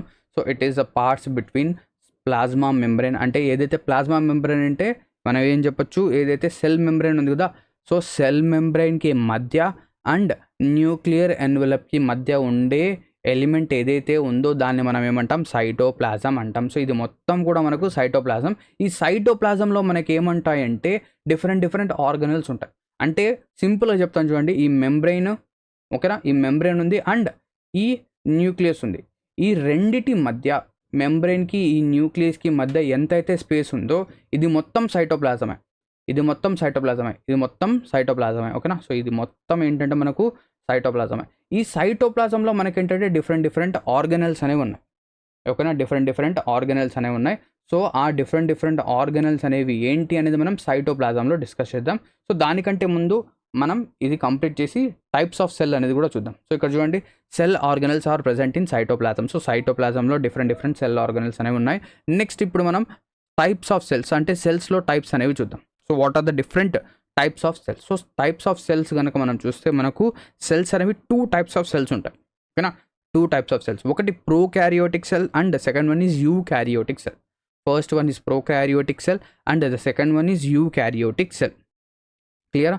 Prokaryotic and eukaryotic. So prokaryotic, యూకారియోటిక్లో మనం కనుక చూస్తే మేజర్ డిఫరెన్స్ అనేది ఏంటి? So what is the major difference? So ప్రోకారియోటిక్లో గుర్తుపెట్టుకోండి, వీళ్ళు ఏంటంటే ప్రోస్, వీళ్ళు ప్రొఫెషనల్ ప్లేయర్స్ అన్నమాట. సో ప్రోకారియోటిక్ వీళ్ళు ప్రొఫెషనల్ ప్లేయర్స్. సో ప్రొఫెషనల్ ప్లేయర్స్కి న్యూక్లియస్ అనేది అవసరం ఉండదు. ఏముండదు? ప్రొఫెషనల్ ప్లేయర్స్కి న్యూక్లియస్ అనేది అవసరం ఉండదు. కానీ యూకారియోటిక్ వాళ్ళకి, ఓకేనా, యు అంటే మీరు నేను, ఓకేనా, మీకు నాకు, యు అంటే మీరు, ఈ అంటే నేను. సో మీకు నాకు న్యూక్లియస్ అయితే అవసరం. అంటే ప్రోకారియోటిక్లో న్యూక్లియస్ అనేది ఉండదు, యూకారియోటిక్లో న్యూక్లియస్ అనేది ఉంటుంది. సింపుల్గా గుర్తుపెట్టుకోండి అంతే. ప్రోలో ఉండదు, వీళ్ళు ప్రో కాబట్టి ఇక్కడ ఉండదు, యూకారియోటిక్లో ఉంటుంది. ఓకే, ఏమేమి ఉంటాయి ఏంటి అనేవి చూద్దాం. నెక్స్ట్, ప్రోకారియోటిక్ సెల్ ఏదైతే ఉందో దానికి డిఫరెంట్ ఎగ్జాంపుల్స్ అనేవి మనకు ఎగ్జామ్లో అడుగుతుంటాడు. సో అందులో కనుక మనం చూస్తే ఫస్ట్ ఆఫ్ ఆల్ చూడండి, సో ప్రోకారియోటిక్, యూకారియోటిక్ మధ్య డిఫరెన్స్ అనేది కనుక చూస్తే, సో ప్రోకారియోటిక్లో మెంబ్రెయిన్ బౌండ్ ఆర్గనల్స్ అనేవి ఉండవు. సో ఇక్కడ మెంబ్రెయిన్ బౌండ్ ఆర్గనల్స్ అనేవి ఉండవు. సో ఇందులో న్యూక్లియస్ అనేది ఉండదు, ఓకేనా. సో ఇక్కడ మెంబ్రెయిన్ బౌండ్ ఆర్గనల్స్ ఉండదు, న్యూక్లియస్ అనేది ఉండదు. It is a unicellular. ఇదేంటి? యూనిసెల్, ఒక సెల్ మాత్రమే ఉంటుంది. సో దీని యొక్క ఇది గుర్తుపెట్టుకోవాల్సిన అవసరం లేదు, దీని యొక్క micrometer. It has a cell wall. So cell wall గురించి కూడా మనం అవసరం లేదు. ఇక్కడ అసెక్షువల్ రీప్రొడక్షన్ అనేది జరుగుతుంది, గుర్తుపెట్టు. నెక్స్ట్, యూకారియోటిక్లో మెంబ్రెయిన్ బౌండ్ ఆర్గనల్స్ ఉంటాయి, దీంట్లో న్యూక్లియస్ అనేది ఉంటుంది, మెంబ్రెయిన్ బౌండ్ ఆర్గనల్స్ ఉంటాయి.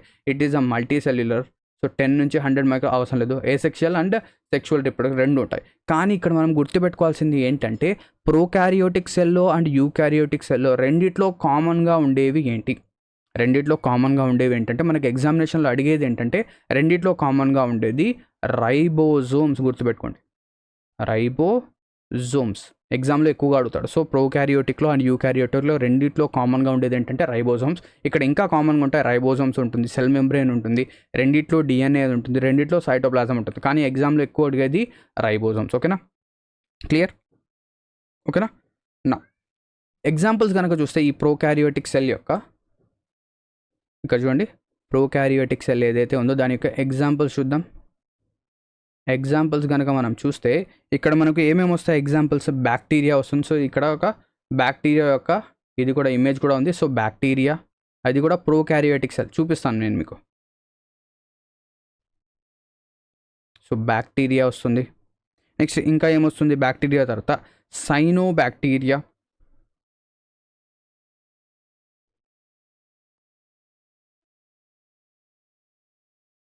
సైనోబ్యాక్టీరియా. సో సైనోబ్యాక్టీరియా అనేది ఏంటి? So cyanobacteria is known as blue green algae. So ఎగ్జామినేషన్లో అడుగుతాడు, what is blue green algae? So blue green algae అంటే ఏంటి? Cyanobacteria. And the last one is mycoplasm. ఇవన్నీ కూడా ఏమవుతాయంటే, ఓకేనా, మైకోప్లాస్మా, ఇవన్నీ కూడా ప్రోకారియోటిక్ సెల్స్ అవుతాయి. సో ఇక్కడ చూడండి, ఇక్కడ మీకు ఏంటంటే ఒక సెల్ వాల్ కనిపిస్తుంటుంది, రైబోసోమ్స్ అనేవి ఉన్నాయి, న్యూక్లియస్ అండ్ డిఎన్ఏ అనేది ఉంది, సైటోప్లాజం అనేది ఉంది, ఒక క్యాప్సూల్ ఉంది. కానీ ఇక్కడ, ఓకేనా, ఇక్కడ న్యూక్లియోడ్, కానీ దీన్ని డిఎన్ఏ తీసుకుంది. ఇక్కడ ఎక్కడైనా మీకు న్యూక్లియస్ కనిపిస్తుందా? సో ఈ సెల్లో ఇది ఒక సెల్ అన్నమాట. సో ఇందులో సెల్ వాల్ ఉంది, రైబోజోమ్స్ ఉంది, డిఎన్ఏ ఉంది, సైటోప్లాజం ఉంది. కానీ ఇక్కడ ఏదైతే మన న్యూక్లియస్ ఉంది అది కనిపిస్తుందా? ఏవైతే ఆర్గనల్స్ అంటే ఇక్కడ చూడండి, ఇక్కడ మైటోకాండ్రియా కనిపిస్తుంది, ఇక్కడ గోల్గి అపారటస్ కనిపిస్తుంది, ఇక్కడ వాక్యూల్స్ కనిపిస్తున్నాయి. ఓకేనా, ఇక్కడ డిఫరెంట్ మైక్రో ట్యూబ్స్ కనిపిస్తున్నాయి. ఇక్కడ కనిపిస్తున్నాయా? లేవు. సో ఇదేంటి? ఒక ప్రోకారియోటిక్ సెల్. ఓకేనా, this is a prokaryotic cell. Clear? ఓకేనా. నెక్స్ట్ వన్ కనుక చూస్తే ఇక్కడ difference between a prokaryotic cell and eukaryotic cell అనేది ఇవ్వడం జరిగింది. సో మీరు ఏం చేయొచ్చు, ఒక్కసారి దీన్ని గో త్రూ చేయండి. సో ప్రోకారియోటిక్ సెల్ అంటే ఏంటి, యూకారియోటిక్ సెల్ అంటే ఏంటి, దీని మధ్య డిఫరెన్స్ అనేది ఏంటి? సో ప్రోకారియోటిక్ సెల్కి యూకారియోటిక్ సెల్కి. So prokaryotic cell or unicellular, ఇది మల్టీ సెల్యులర్. సో అక్కడ ఏదైతే టేబుల్ ఇచ్చానో అదే, బట్ ఇక్కడ ఏంటంటే ఇంకొంచెం డీటెయిల్డ్ వేలో ఉంది. సో మీరు కావాలంటే దీన్ని రాసుకోవచ్చు. ఓకేనా. నెక్స్ట్ చూద్దాం. నెక్స్ట్ ద సెకండ్ వన్ ఏదైతే మనం చెప్పాం కదా, సైటోప్లాజం అనేది ఉంటుంది. ఆ సైటోప్లాజంలో మనకి ఏముంటాయంటే సెల్ ఆర్గనల్స్ అనేవి ఉంటాయి. అవునా, సెల్ ఆర్గనల్స్. ఆ సెల్ ఆర్గనల్స్లో మనం ఏంటంటే first of all the first one మనం డిస్కస్ చేద్దాం, వాక్యూల్స్ గురించి డిస్కస్ చేద్దాం. ఓకేనా. So what are vacuoles? ఇక్కడ చూడండి, మీకు ఇది సెల్ అన్నమాట, ఒక యానిమల్ సెల్లో ఇక్కడ ఒక వాక్యూల్ అనేది కనిపిస్తుంది. ఇది చూడండి, ఇక్కడ ఇదేంటి? ఒక వాక్యూల్. సో వాక్యూల్ అనేది ఏంటి దీని యొక్క పని అనేది మనం చూద్దాం. ఓకేనా. So first of all the vacuole is membrane bound. అంటే ఒక మెంబ్రెయిన్కి లోపలే ఇదేంటంటే ఉంటుంది. సో ఇదేంటి? It is a membrane bound cell organelle. Next ఇదేంటి? Solid or liquid fill. అంటే ఇందులో ఏం చేస్తాం మనం, వాక్యూల్లో మనం ఏం చేస్తామంటే సాలిడ్స్ లేదా లిక్విడ్స్ అనేవి ఫిల్ చేస్తాం లేదా స్టోర్ అనేది చేస్తాము. ఏంటి? ఫిల్ అనేది చేస్తాం లేదా స్టోర్ అనేది చేస్తాం. క్లియర్? Next storage stock. ఇదేంటి? ఒక స్టోరేజ్ స్టాక్. ఓకేనా, సింపుల్గా చెప్తాను. మనం ఏదైతే ఫుడ్ని స్టోర్ చేస్తామో లేదా మన గోడౌన్స్ అయితే ఏవైతే ఉంటాయో అదేవిధంగా మన బాడీలో కూడా, ఓకేనా, మన సెల్లో కూడా గోడౌన్ అనేది ఏంటి అంటే వాక్యూల్. ఓకేనా, సెల్లో కూడా గోడౌన్ అనేది ఏంటి? వాక్యూల్స్. కానీ ఈ వాక్యూల్ అనేది అనిమల్ సెల్లో డిఫరెంట్గా ఉంటుంది, ప్లాంట్ సెల్లో డిఫరెంట్గా ఉంటుంది. ఎలాగో చూద్దాం. First of all animal cell అంటే మనలో వాక్యూల్స్ అనేవి ఏ విధంగా ఉంటాయి. ఓకేనా. సో ఇక్కడ చూడండి, vacuoles in animal cell are small. అంటే ఇక్కడ చూడండి, ఈ వాక్యూల్ చూడండి, ఇది మీరు కనుక చూస్తే వేరే వాటితో కంపేర్ చేస్తే ఇది ఎలా ఉంది? చాలా చిన్నదిగా ఉంది. అనిమల్ సెల్లో ఏంటంటే న్యూక్లియస్తో కంపేర్ చేసినా లేదా మైటోకాండ్రియాతో లేదా గోల్గి అపారటస్తో కంపేర్ చేస్తే వాక్యూల్ అనేది చాలా చిన్నదిగా ఉంది. So the vacuole is small. ఇది ఏంటి? స్మాల్గా ఉంటుంది. ఓకేనా. Next it is temporary. ఇదేంటి? టెంపరరీ. దీని యొక్క యూజ్ అనేది టెంపరరీ కానీ పర్మనెంట్ కాదు. Next it is use to store glucose, glycogen and protein. ఇందులో ఏముంటుంది? గ్లూకోజ్ అనేది స్టోర్ చేస్తాం లేదా గ్లైకోజన్ లేదా ప్రోటీన్ అనేది మనం ఏం చేస్తాం? స్టోర్ అనేది చేస్తాము. ఓకేనా, క్లియర్? ఇది స్టోర్ చేస్తాం. నెక్స్ట్ ప్లాంట్ సెల్లో వాక్యూల్ యొక్క ఇంపార్టెన్స్ అనేది చాలా ఎక్కువగా ఉంటుంది. సో ఇక్కడ చూడండి, మీకు organelle vacuole. So vacuole animal సెల్లో వాక్యూల్ చూడండి చాలా చిన్నదిగా ఉంది అనిమల్ సెల్లో వాక్యూల్. కానీ ప్లాంట్ సెల్లో వాక్యూల్ చూడండి ఇక్కడ. సో ప్లాంట్ సెల్లో మనం కనుక వాక్యూల్ చూస్తే ఇది అన్నిటికంటే చాలా పెద్దదిగా ఉంది, వన్ లార్జ్ వాక్యూల్. సో ఇక్కడ మనం ఏం చెప్పొచ్చు? It is large and distinct. So ఇదేంటి? లార్జ్గా ఉంటుంది, డిస్టింక్ట్గా ఉంటుంది అండ్ ఇట్ ఈజ్ పర్మనెంట్. దీని యొక్క రోల్ అనేది పర్మనెంట్ రోల్ అన్నమాట. ఇక్కడ ఇది పర్మనెంట్గా అవైలబుల్ ఉంటుంది. ఓకేనా. Next it is storage cell sap. ఇది ఏం చేస్తుంది? ఇక్కడ స్టోరేజ్ అనేది చేయడం జరుగుతుంది. It is storage cell Sap.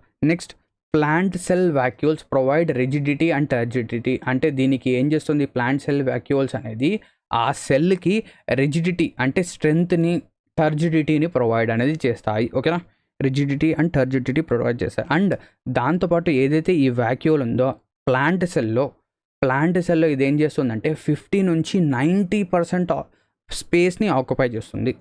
So central vacuole of some plants May occupy. కొన్ని ప్లాంట్స్లో వాక్యూల్స్ అనేవి 50 నుంచి 90% వరకు ఆక్యుపై అనేది చేస్తాయి. ఓకేనా, 50 నుంచి 90% వరకు ఆక్యుపై అనేది చేస్తాయి. క్లియర్? సో ఇది మనం వాక్యూల్స్ గురించి చూసాం. సో సెల్ ఆర్గనల్స్లో ఫస్ట్ సెల్ ఆర్గనల్ ఏంటి? వాక్యూల్ అనేది కంప్లీట్ చేస్తాం. నెక్స్ట్ మనం ఏం చేస్తాం? సెకండ్ ఆర్గనల్ అనేది చూద్దాం. ఓకేనా. Now the second cell organelle ఏంటి? Endoplasmic reticulum. ఏంటది? Endoplasmic reticulum. సో ఇక్కడ చూడండి, ఎండోప్లాస్మిక్ రెటికులం యొక్క ఇమేజ్ అనేది మీకు ఒక మ్యాగ్నిఫైడ్ ఇమేజ్ అనేది మీకు కనిపిస్తుంది. సో ఈ ఎండోప్లాస్మిక్ రెటికులం అనేది ఎక్కడ ఉంటుందంటే ఏదైతే మన న్యూక్లియస్ ఉంటుందో, ఓకేనా, మన న్యూక్లియస్ ఏదైతే ఉంటుందో దానికి అటాచ్ అయి ఉంటుంది. ఓకేనా, దానికి ఏంటంటే ఈ ఎండోప్లాస్మిక్ రెటికులం అనేది అటాచ్ అయి ఉంటుంది. సో ఇదేంటంటే న్యూక్లియస్, అండ్ ఇక్కడ ఏంటంటే మనకు న్యూక్లియర్ పోర్స్ అనేది ఉంటుంది. సో ఇది ఒక న్యూక్లియర్ ఎన్వలప్. సో ఇక్కడ చూడండి ఈ ఎండోప్లాస్మిక్ రెటికులం అనేది ఈ విధంగా ఉంటుంది. ఓకేనా, సో ఇలాగా ఫోల్డింగ్స్ లాగా మనకి ఏంటంటే కనిపిస్తుంది. క్లియర్. సో ఎండోప్లాస్మిక్ రెటికులం గురించి మనం సింపుల్గా డిస్కస్ చేయాలి అంటే, సింపుల్గా చెప్పాలి అంటే, ఈ ఎండోప్లాస్మిక్ రెటికులంకి, ఓకేనా, ఎండోప్లాస్మిక్ రెటికులంకి ఏంటంటే ఒక బిజినెస్ అనేది ఉంటుంది. ఓకేనా, ఏంటి? Import export business. ఏం బిజినెస్ అది? Import export. లేదా చాలా సింపుల్గా చెప్పాలంటే ఎండోప్లాస్మిక్ రెటికులంకి ట్రాన్స్పోర్ట్ బిజినెస్ అనేది ఉంది. So transport business. సో ఈ ట్రాన్స్పోర్ట్ బిజినెస్ అనేది ఏం చేస్తుంది? దీనికి అర్థమే ఏంటి? ట్రాన్స్పోర్ట్ చేయడం. ఏం ట్రాన్స్పోర్ట్ చేస్తుంది? ఏదైనా చేయొచ్చు. ఓకేనా, అది ఏంటి అనేది మనం తర్వాత చూద్దాం. సో న్యూక్లియస్ లోపలికి అండ్ న్యూక్లియస్లో నుంచి బయటికి. ఓకేనా, సైటోప్లాజం నుంచి న్యూక్లియస్కి, న్యూక్లియస్లోంచి బయటికి సైటోప్లాజంకి. ఆ విధంగా ఇది ట్రాన్స్పోర్ట్ అయితే చేస్తుంది. క్లియర్. అండ్ ఈ ఎండోప్లాస్మిక్ రెటికులం కనుక చూస్తే ఇందులో మనకు 2 పార్ట్స్ ఉంటాయి, 2 పార్ట్స్ ఉంటాయి ఎండోప్లాస్మిక్ రెటికులంలో. ఏంటది? First of all the first one is rough endoplasmic reticulum, RER. Next the second one is smooth endoplasmic reticulum. Rough endoplasmic reticulum, smooth endoplasmic reticulum. క్లియరా? Rough endoplasmic reticulum, smooth endoplasmic reticulum. ఈ rough endoplasmic reticulum ఏం చేస్తుంది sir? Rough endoplasmic reticulum ఏం చేస్తుంది? సింపుల్గా చెప్పేస్తున్నాను మీకు అంతా. ఓకేనా, ఈ రఫ్ ఎండోప్లాస్మిక్ రెటికులం ఏం చేస్తుందంటే ప్రోటీన్స్ ఏవైతే ఉంటాయో వాటిని ఫామ్ చేయడానికి హెల్ప్ చేస్తుంది, లేదా సింథసిస్ ఆఫ్ ప్రోటీన్స్ అనేది చేస్తుంది. సో ఎప్పుడైతే ఇక్కడ ప్రోటీన్స్ యొక్క సింథసిస్ అనేది జరుగుతుందో, లేదా ప్రోటీన్స్ యొక్క ఫార్మేషన్ అనేది జరుగుతుందో, ఈ ప్రోటీన్ అనేది ఏంటి? It is a ribosome. ఇదేంటి? రైబోజోమ్. సో రైబోజోమ్స్ అనేది ఉండడం వల్ల ఇదేమైపోతుంది? రఫ్ అయిపోతుంది. సో రఫ్ ఎండోప్లాస్మిక్ రెటికులం రఫ్గా ఎందుకు ఉంటుందంటే రైబోజోమ్స్ వల్ల రఫ్గా ఉంటుంది. ఇది గుర్తుపెట్టుకోండి. రఫ్ ఎండోప్లాస్మిక్ రెటికులం రఫ్గా ఎందుకు ఉంటుంది సార్? ఇది రఫ్గా ఎందుకు ఉంటుంది? ఎక్కువ పని చేస్తుంది, రైబోజోమ్స్ని క్రియేట్ చేసే పని చేస్తుంది. సో దానివల్ల ఇదేమైపోయింది? రఫ్గా ఉంటుంది. నెక్స్ట్ స్మూత్ ఎండోప్లాస్మిక్ రెటికులం ఏం చేస్తుంది? ఇది కూడా పని చేస్తుంది. సో ఇది కూడా ఒక ట్రాన్స్పోర్టేషన్ చేస్తుంది. ఏంటది? So smooth endoplasmic reticulum transports or produces fats and lipids.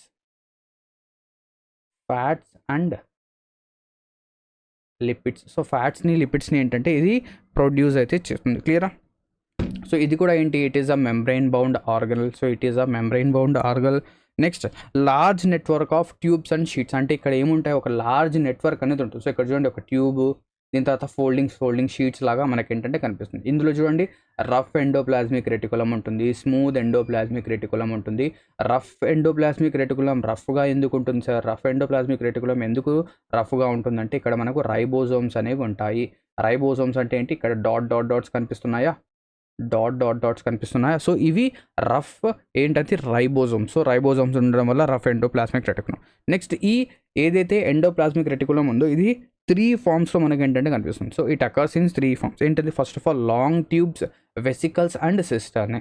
ఏంటంటే ఫస్ట్ ఆఫ్ ఆల్ ఏవైతే లాంగ్ ట్యూబ్స్ ఉంటాయో, దీని తర్వాత వెసికల్స్, దీని తర్వాత సిస్టర్నే ఇలాగా మనకు కనిపిస్తుంది. సో సిస్టర్నే చూడండి, సిస్టర్నే. క్లియరా? సో ఇక్కడ లాంగ్ ట్యూబ్స్ కనిపిస్తున్నాయి, ఇక్కడ వెసికల్స్ అనేవి మనకు కనిపిస్తున్నాయి. ఓకేనా? సో ఇక్కడ లాంగ్ ట్యూబ్స్ ఉన్నాయి, సో ఇక్కడ వెసికల్స్ అనేవి కనిపిస్తున్నాయి. క్లియరా? నెక్స్ట్ ఇది దీని యొక్క అటాచ్మెంట్, అంటే ఇది దేనికి అటాచ్ చేయండి. సో ఫస్ట్ ఆఫ్ ఆల్ మనం ఇక్కడ చూస్తే ఈ ఎండోప్లాస్మిక్ రెటికులం అనేది న్యూక్లియస్కి అటాచ్ అయి ఉంది. ఇక్కడ ఏంటి? న్యూక్లియస్కి అటాచ్ అయి ఉంది. ఇక్కడ నుంచి మనకి ఏంటంటే సైటోప్లాజం.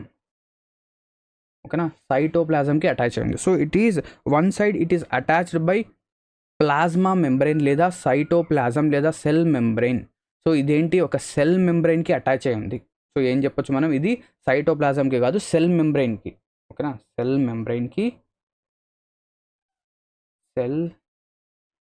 ఏంటంటే అటాచ్ అయి ఉంది. ఇంకొక సైడ్ ఏంటంటే nucleus, other side with outer nuclear membrane. So outer nuclear అంటే మనం ఇంతకుముందు చూసాం, ఏదైతే న్యూక్లియస్ ఉందో దానికి ఏంటంటే 2 మెంబ్రెయిన్స్ ఉంటాయి, outer membrane and inner membrane. So ఇది అవుటర్ మెంబ్రెయిన్కి అటాచ్ అయి ఉంటుంది. క్లియరా? నెక్స్ట్ ఇక్కడ చూడండి రఫ్ ఎండోప్లాస్మిక్ రెటికులం ఏంటి, స్మూత్ ఎండోప్లాస్మిక్ రెటికులం. ఇందులో 2 టైప్స్ ఉంటాయి. ఆ 2 టైప్స్లో first of all rough endoplasmic reticulum, smooth endoplasmic reticulum. So rough ribosomes present on the surface. So ribosomes ఉండడం వల్ల ఇదేమవుతుంది, రఫ్ ఎండోప్లాస్మిక్లో రైబోజోమ్స్ ఉంటాయి. రైబోజోమ్స్ ఉండడం వల్ల రఫ్గా కనిపిస్తుంది. సో రైబోజోమ్స్ ఏం చేస్తాయి, ప్రోటీన్స్ యొక్క సింథసిస్ని చేస్తాయి. అంటే ఇక్కడ నుంచి మనం ఏం చెప్పొచ్చు, rough endoplasmic reticulum synthesizes proteins. Proteins అనేవి దేని ద్వారా సింథసిస్ అవుతాయి, రైబోజోమ్స్ ద్వారా. ఇలా గుర్తుపెట్టుకోండి, ఓకేనా. So therefore they appear rough. ఎందుకు రఫ్గా ఉన్నాయి, రైబోజోమ్స్ ఉన్నాయి. సో చాలా ఇంపార్టెంట్ ఇది, ఓకేనా. నా సెకండ్ వన్ ఏంటి, smooth endoplasmic reticulum. So smooth endoplasmic రెటికులంలో మనకు రైబోజోమ్స్ అనేవి ఉండవు, ఓకేనా. Therefore it appears smooth. ఇక్కడ రైబోజోమ్స్ లేకపోవడం వల్ల ఇక్కడ ఇది స్మూత్గా మనకి ఏంటంటే కనిపిస్తుంది, ఓకేనా. నా coming to the functions of endoplasmic reticulum, ఓకేనా. ఇక్కడ చూడండి, రఫ్ ఎండోప్లాస్మిక్ రెటికులం కాదు, ఇది ఫంక్షన్స్. రఫ్ ఎండోప్లాస్మిక్ రెటికులం కాదు, functions of endoplasmic reticulum. So rough endoplasmic reticulum ఏం చేస్తుంది, సింథసిస్ ఆఫ్ ప్రోటీన్స్ సింథసిస్ చేస్తుంది. స్మూత్ ఎండోప్లాస్మిక్ రెటికులం ఫ్యాట్ మాలిక్యూల్స్ని, లిపిడ్స్ని ప్రొడ్యూస్ చేస్తుంది, మ్యానుఫ్యాక్చర్ చేస్తుంది. ఎండోప్లాస్మిక్ రెటికులం అనేది మెంబ్రెయిన్ బయోజెనిసిస్. సో ఇది గుర్తుపెట్టుకోవాల్సిన అవసరం లేదు. Proteins and lipids act as hormones and enzymes. So ఇది కూడా గుర్తుపెట్టుకోవాల్సిన అవసరం లేదు. ER system, ER endoplasmic reticulum serves channel for transport of material. మనం చెప్పాం కదా, ఎండోప్లాస్మిక్ రెటికులంకి ట్రాన్స్పోర్ట్ బిజినెస్ ఉంది.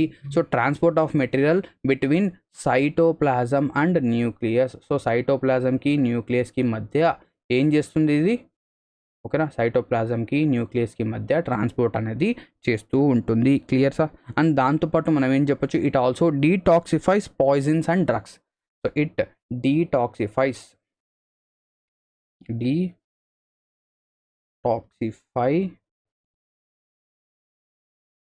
Poisons and drugs.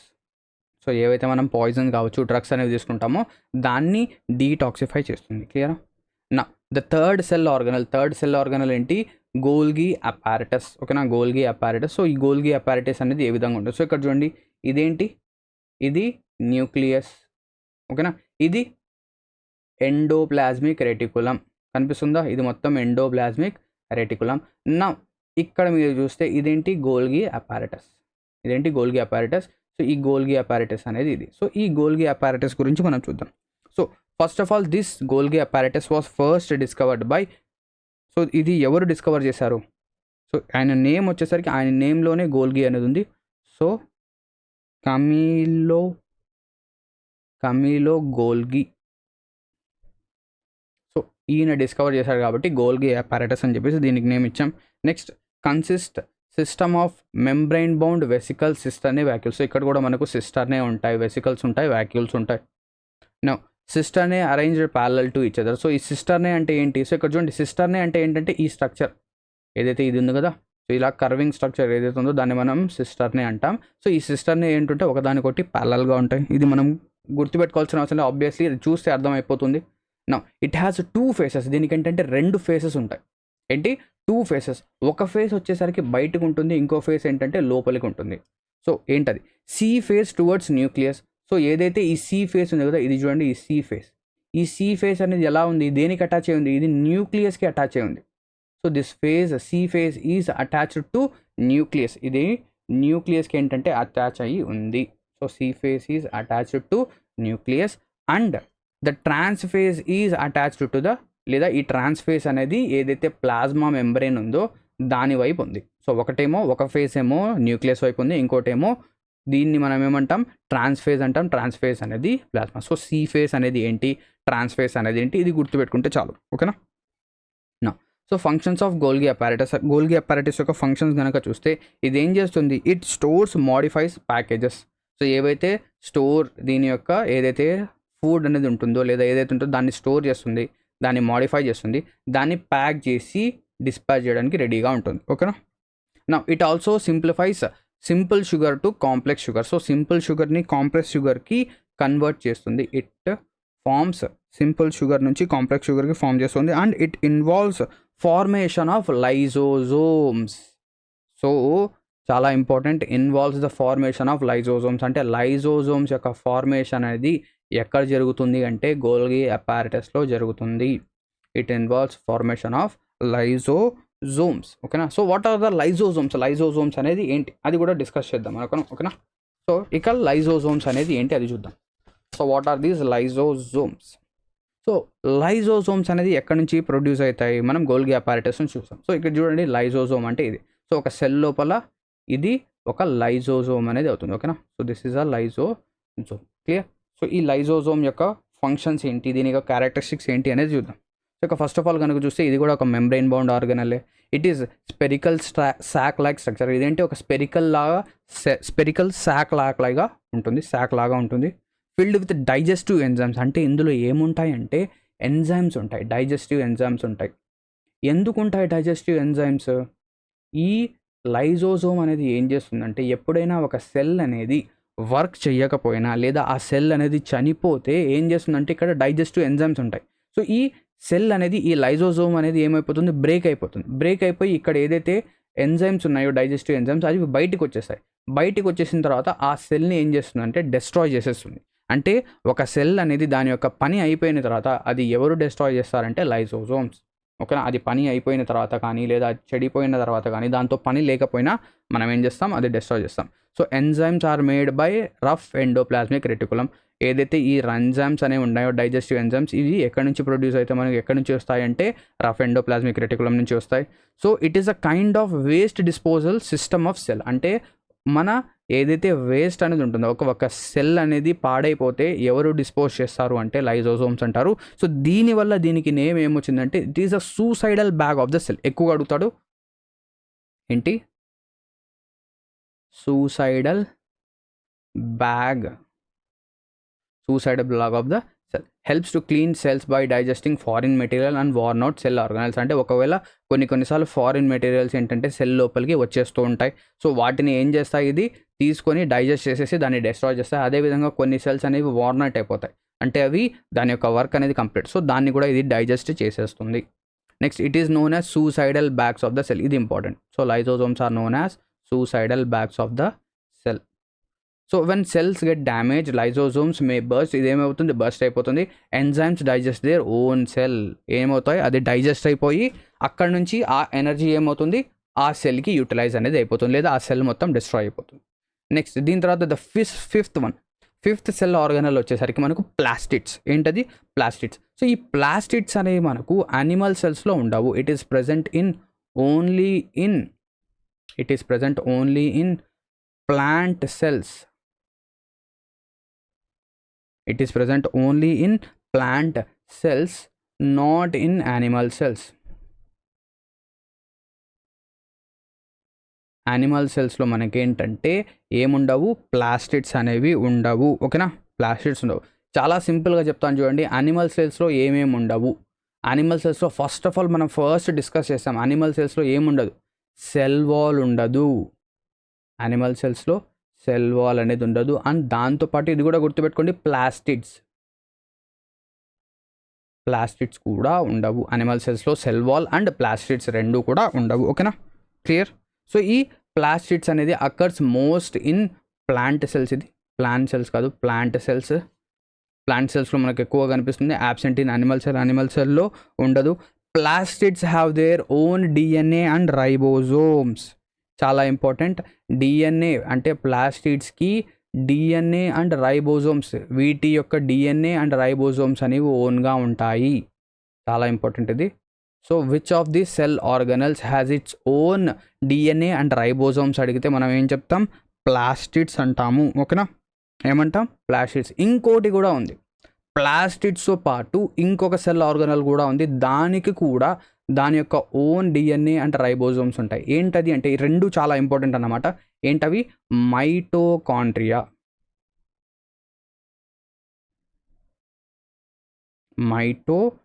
సో మైటోకాండ్రియాలో కూడా డిఎన్ఏ అండ్ రైబోజోమ్స్ అనేవి వాటి యొక్క ఓన్ డిఎన్ఏ అండ్ రైబోజోమ్స్ ఉంటాయి. సో ఏం చెప్తారంటే ప్రీవియస్గా అంటే చాలా వందల వేల సంవత్సరాల క్రితం ఏంటంటే ఈ ప్లాస్టిడ్స్ మైటోకాండ్రియా రెండు కూడా సెల్కి బయట ఉండేవి అన్నమాట. ఓకేనా? సెల్కి బయట ఉండేవి. కానీ ఎవల్యూషన్ అయిన తర్వాత ఏమైంది అంటే ఈ ప్లాస్టిడ్స్ని, ఈ మైటోకాండ్రియాని ఏం చేసిందంటే సెల్ అనేది లోపలికి తీసుకునింది అని చెప్పేసి అంటారు. ఎందుకంటే వీటి యొక్క డిఎన్ఏ రైబోజోమ్ సపరేట్గా ఉన్నాయి కాబట్టి ఇలా మనం చెప్తున్నాం. బట్ గుర్తుపెట్టుకోండి, వేటికి డిఎన్ఏ అండ్ రైబోజోమ్స్ అనేవి వాటి యొక్క ఓన్ డిఎన్ఏ రైబోజోమ్స్ ఉంటాయంటే ప్లాస్టిడ్స్ అండ్ మైటోకాండ్రియా. ఓకేనా, క్లియర్. సో ఈ ప్లాస్టిడ్స్ అనేవి ఏ విధంగా ఉంటాయంటే 3 టైప్స్గా ఉంటాయి, 3 విధాలుగా ఉంటాయి. ద ఫస్ట్ వన్ ఏంటి, క్లోరోప్లాస్ట్. ఏముంటాయి, మేజర్గా దీన్ని మనం 3 టైప్స్లో డివైడ్ చేయొచ్చు. క్లోరోప్లాస్ట్. సెకండ్ వన్ ఏంటి, క్రోమోప్లాస్ట్.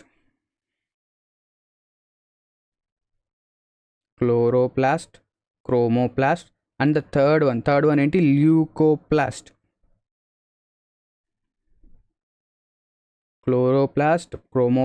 ల్యూకోప్లాస్ట్.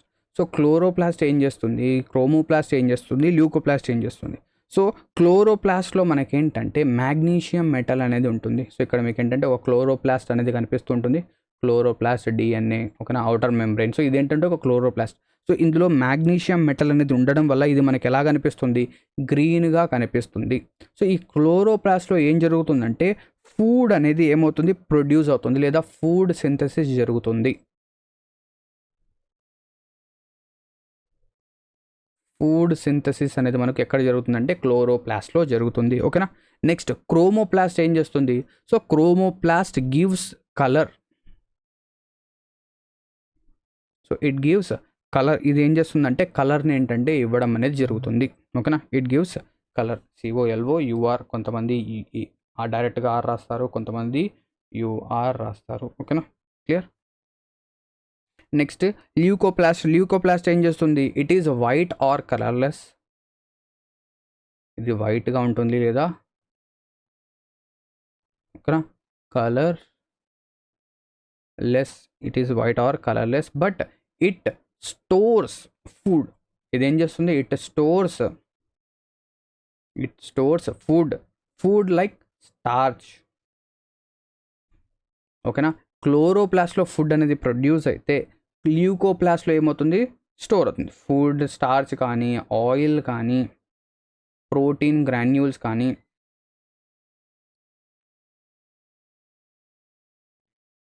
సో ప్రోటీన్ గ్రాన్యూల్స్ ఇవన్నీ కూడా ల్యూకోప్లాస్ట్లో స్టోర్ అవుతాయి. ఓకేనా, clear. Now coming to the next one which is functions of plastids యొక్క ఫంక్షన్స్ ఏంటి. ఫస్ట్ ఆఫ్ ఆల్ క్లోరోప్లాస్ట్ ఏం చేస్తుంది, chloroplast uses sun energy, solar energy to manufacture food with the help of photosynthesis. చిన్నప్పటి నుంచి మనం నేర్చుకుంటున్నాం, కొత్తది ఏం కాదు. క్లోరోప్లాస్ట్ చేస్తుంది. క్రోమోప్లాస్ట్ ఏం చేస్తుంది, కలర్ని ఇస్తుంది, colour to fruits and flowers.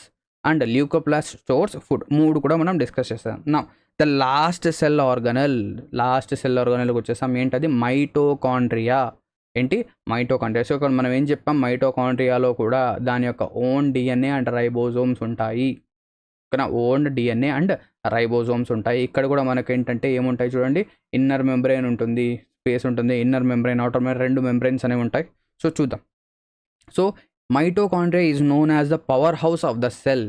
దీన్ని మనం ఏమంటాం, చాలా సింపుల్గా power house of the cell అంటాం. చాలా ఇంపార్టెంట్ ఇది.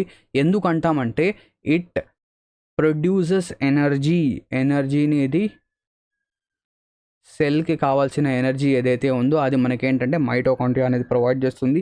ఈ ఎనర్జీ అనేది ఏ ఫామ్లో ప్రొడ్యూస్ చేస్తుంది, ఈ ఎనర్జీ అనేది మనకు ఏ ఫామ్లో ప్రొడ్యూస్ చేస్తుంది అంటే ATP ద్వారా, అంటే adenosine triphosphate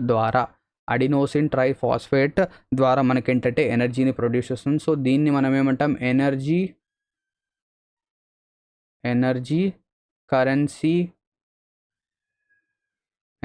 currency of cell. అంటే సెల్ యొక్క ఎనర్జీ కరెన్సీ అనేది ఏమవుతుంది, అది ATP అనేది అవుతుంది. ఓకేనా. సో ఇందులో కూడా మనకేంటంటే 2 మెంబర్స్ ఉంటాయి, outer membrane and inner membrane. ఓకేనా, చూసాం ఇక్కడ ఏముంటుంది, ఇక్కడ అవుటర్ మెంబ్రెయిన్ ఉంటుంది, ఒకటి ఇన్నర్ మెంబ్రెయిన్ అనేది ఉంటుంది. ఓకేనా. సో అవుటర్ మెంబ్రెయిన్ అనేది ఎలా ఉంటుందంటే ఒక పోరస్గా ఉంటుంది, అంటే ఇందులో పోర్స్ ఉంటాయి. ఓకేనా, పోరస్గా ఉంటుంది. ఎందుకు, బయట నుంచి లోపలికి ఏదైతే సైటోప్లాజం ఉందో లేదా ఫుడ్ ఏదైతే ఉందో అది లోపలికి రావడానికి. ఓకేనా. నెక్స్ట్ ఇన్నర్ మెంబ్రెయిన్ అనేది ఏం చేస్తుంది, inner membrane involves in synthesis of ATP. అంటే ఈ ఇన్నర్ మెంబ్రెయిన్లో, అంటే ఈ లోపల మనకి ఏం జరుగుతుంది, ATP అనేది ప్రొడ్యూస్ అవుతుంది. ఓకేనా, ఈ ఇన్నర్ మెంబ్రెయిన్ లోపల మనకి ఏంటంటే ATP అనేది ప్రొడ్యూస్ అవుతుంది. So involves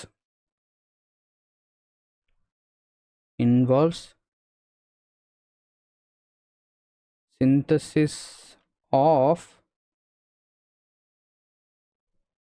proteins, synthesis of proteins, protein యొక్క సింథసిస్కి ఇన్వాల్వ్మెంట్ అనేది ఉంటుంది. ఇందులో కూడా మనం ఆల్రెడీ డిస్కస్ చేస్తాం, ఇందులో కూడా it has its own DNA and ribosomes, రెండు కూడా important. So DNA and ribosomes ఏ రెండు సెల్ ఆర్గనల్స్లో ఉంటాయి. మళ్ళీ మళ్ళీ చెప్తున్నాను, గుర్తుపెట్టుకోండి. ప్లాస్టిడ్స్ అండ్ మైటోకాండ్రియా, ఓకేనా, ఈ రెండిట్లో డిఎన్ఏ అండ్ రైబోజోమ్స్ అనేవి ఉంటాయి. ఓకేనా. సో ఇక్కడతో మన యొక్క సెల్ ఆర్గనల్స్ అనేది కూడా కంప్లీట్ అయిపోతుంది. నా సెల్ డివిజన్ అనేది ఎలా జరుగుతుంది? సో సెల్ డివిజన్ అనేది చాలా సింపుల్గా మనం చిన్నప్పటి నుంచి నేర్చుకుంటున్నాం. ఇంకోసారి చూడండి, సెల్ డివిజన్ అనేది రెండు విధాలుగా జరుగుతుంది. ఒకటి మైటోసిస్, ఇంకోటి మియోసిస్.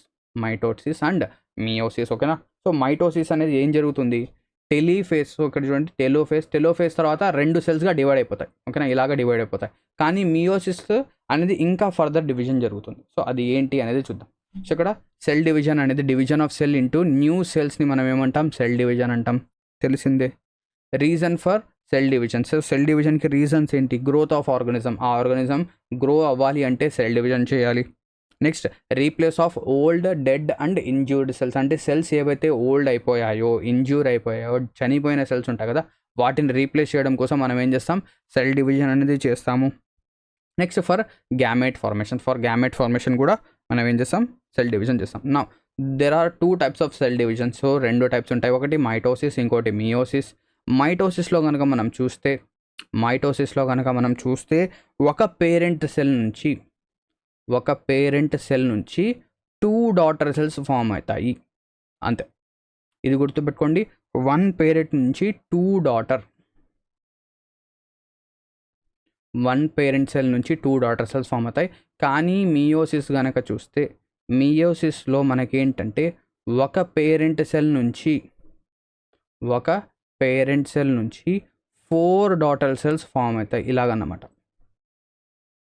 ఒక పేరెంట్ సెల్ నుంచి 4 డాటర్ సెల్స్ ఫామ్ అవుతాయి. సో రెఫరెన్స్కి పక్కన డయాగ్రామ్ కూడా ఉంది. సో ఇది మైటోసిస్లో ఏమవుతుంది? ఇక్కడతో డివిజన్ అయిపోయి 2 డాటర్ సెల్స్ ఫామ్ అవుతాయి. కానీ మియోసిస్లో ఇక్కడ వరకు జరిగింది. సో టెలోఫేజ్ 1 తర్వాత ప్రోఫేజ్ తర్వాత మళ్ళీ ఏమైంది? మెటాఫేజ్ వస్తుంది, అనాఫేజ్ వస్తుంది, మళ్ళీ ఇక్కడ టెలోఫేజ్. అంటే ఇక్కడ చూడండి, ఇక్కడ ఏం జరుగుతుందంటే మియోసిస్లో 4 డాటర్ సెల్స్, 4 న్యూ సెల్స్, ఒక సెల్ అనేది 4 న్యూ సెల్స్గా ప్రొడ్యూస్ అవుతుంది, ఓకేనా. సో ఇక్కడ మైటోసిస్ అనేది అనిమల్ ప్లాంట్స్లో, లేదా ఈ సెల్ వాల్ ఇదేంటి? అనిమల్ సెల్కి అండ్ ప్లాంట్ సెల్కి మధ్య డిఫరెన్స్ ఏంటి అది చూద్దాం.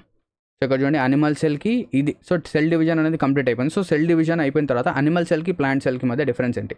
సో అనిమల్ సెల్లో సెల్ వాల్ ఉంటుందా? Not present. Only have cell surface member. So cell member ఉంటుంది. కానీ ప్లాంట్ సెల్లో సెల్ వాల్ ఉంటుంది, సెల్ మెంబర్ ఉంటుంది. క్లోరోప్లాస్ట్ అనిమల్ సెల్లో ఉంటాయా? ఉండవు. కానీ ప్లాంట్ సెల్లో ఉంటాయి. ఎందుకు? ఫోటోసింథసిస్ కోసం.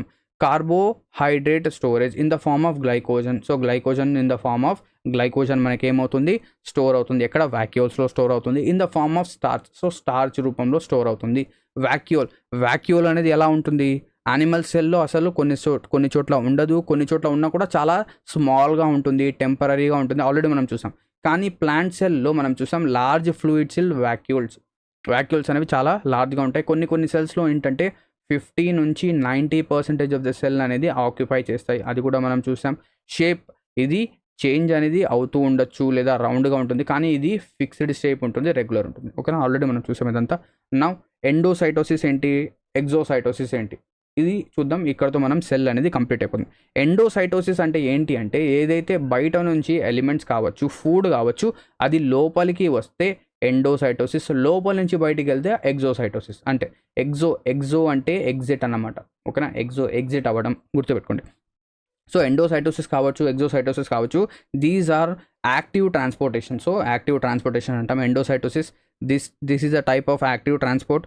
Movement of particle in to the cell from external environment. So external environment నుంచి లోపలికి వస్తే దాన్ని మనం అంటాం ఎండోసైటోసిస్ అంటాం. అదే ఎగ్జోసైటోసిస్ అంటే movement of particles from the cell to external environment. So లోపల నుంచి బయటికి. సో సెల్ వామిటింగ్ కూడా చాలా సింపుల్గా చెప్పొచ్చు. సో ఇక్కడ నుంచి మనం ఏం చేస్తున్నాం? ఇక్కడ నుంచి సెల్కి ఏదైతే అవసరం ఉందో దాన్ని మనం తీసుకున్న తర్వాత ఏదైతే పర్టికులర్ ఇందులో ఉందో దానికి అవసరమైన వస్తువులు అది తీసుకొని పనికిరాంది బయటికి వదిలేస్తుంది, అంతే. ఎండోసైటోసిస్, ఎగ్జోసైటోసిస్. సో ఇందులో కూడా మనకి ఏంటంటే టైప్స్ ఉంటాయి. ఏంటది? ఫాగోసైటోసిస్. ఫాగో అంటే ఫుడ్ అన్నమాట. ఫాగో అంటే ఫుడ్. ఫాగోసైటోసిస్. సో ఈ ఫాగోసైటోసిస్ అనేది ఎక్కడ ఎక్కువగా జరుగుతుంది అంటే అమీబాలో జరుగుతుంది. సో అమీబా యొక్క అమీబాకి ఏదైతే ఫుడ్ అనేది ఉందో అది ఏం చేస్తుందంటే ఇదే విధంగా, అంటే ఫస్ట్ ఆఫ్ ఆల్ ఇలా ఉంటుంది, అజ్యూమ్ చేయండి ఇలా ఉంటుంది, ఇక్కడ బయట ఏదో ఫుడ్ అనేది ఉంటుంది. సో ఇది ఏం చేస్తుందంటే ఇలా ఉన్న తర్వాత ఏదైతే ఈ ఫుడ్ ఉందో దీన్ని కొంచెం ఇలా ఆక్యుపై చేస్తుంది. ఆక్యుపై చేసిన ఈ ఫుడ్ అనేది ఏమవుతుంది, లోపలికి వచ్చేస్తుంది. లోపలికి వచ్చిన తర్వాత ఏం చేస్తుంది, దీనికి అవసరం ఏదైతే ఉందో అది తీసుకొని బయటికి వదిలేస్తుంది అలాగా. ఓకేనా.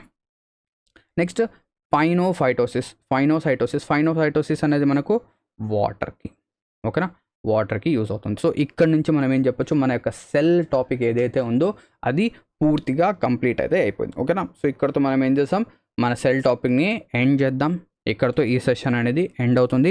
Thank you very much for watching this video and have a great day ahead.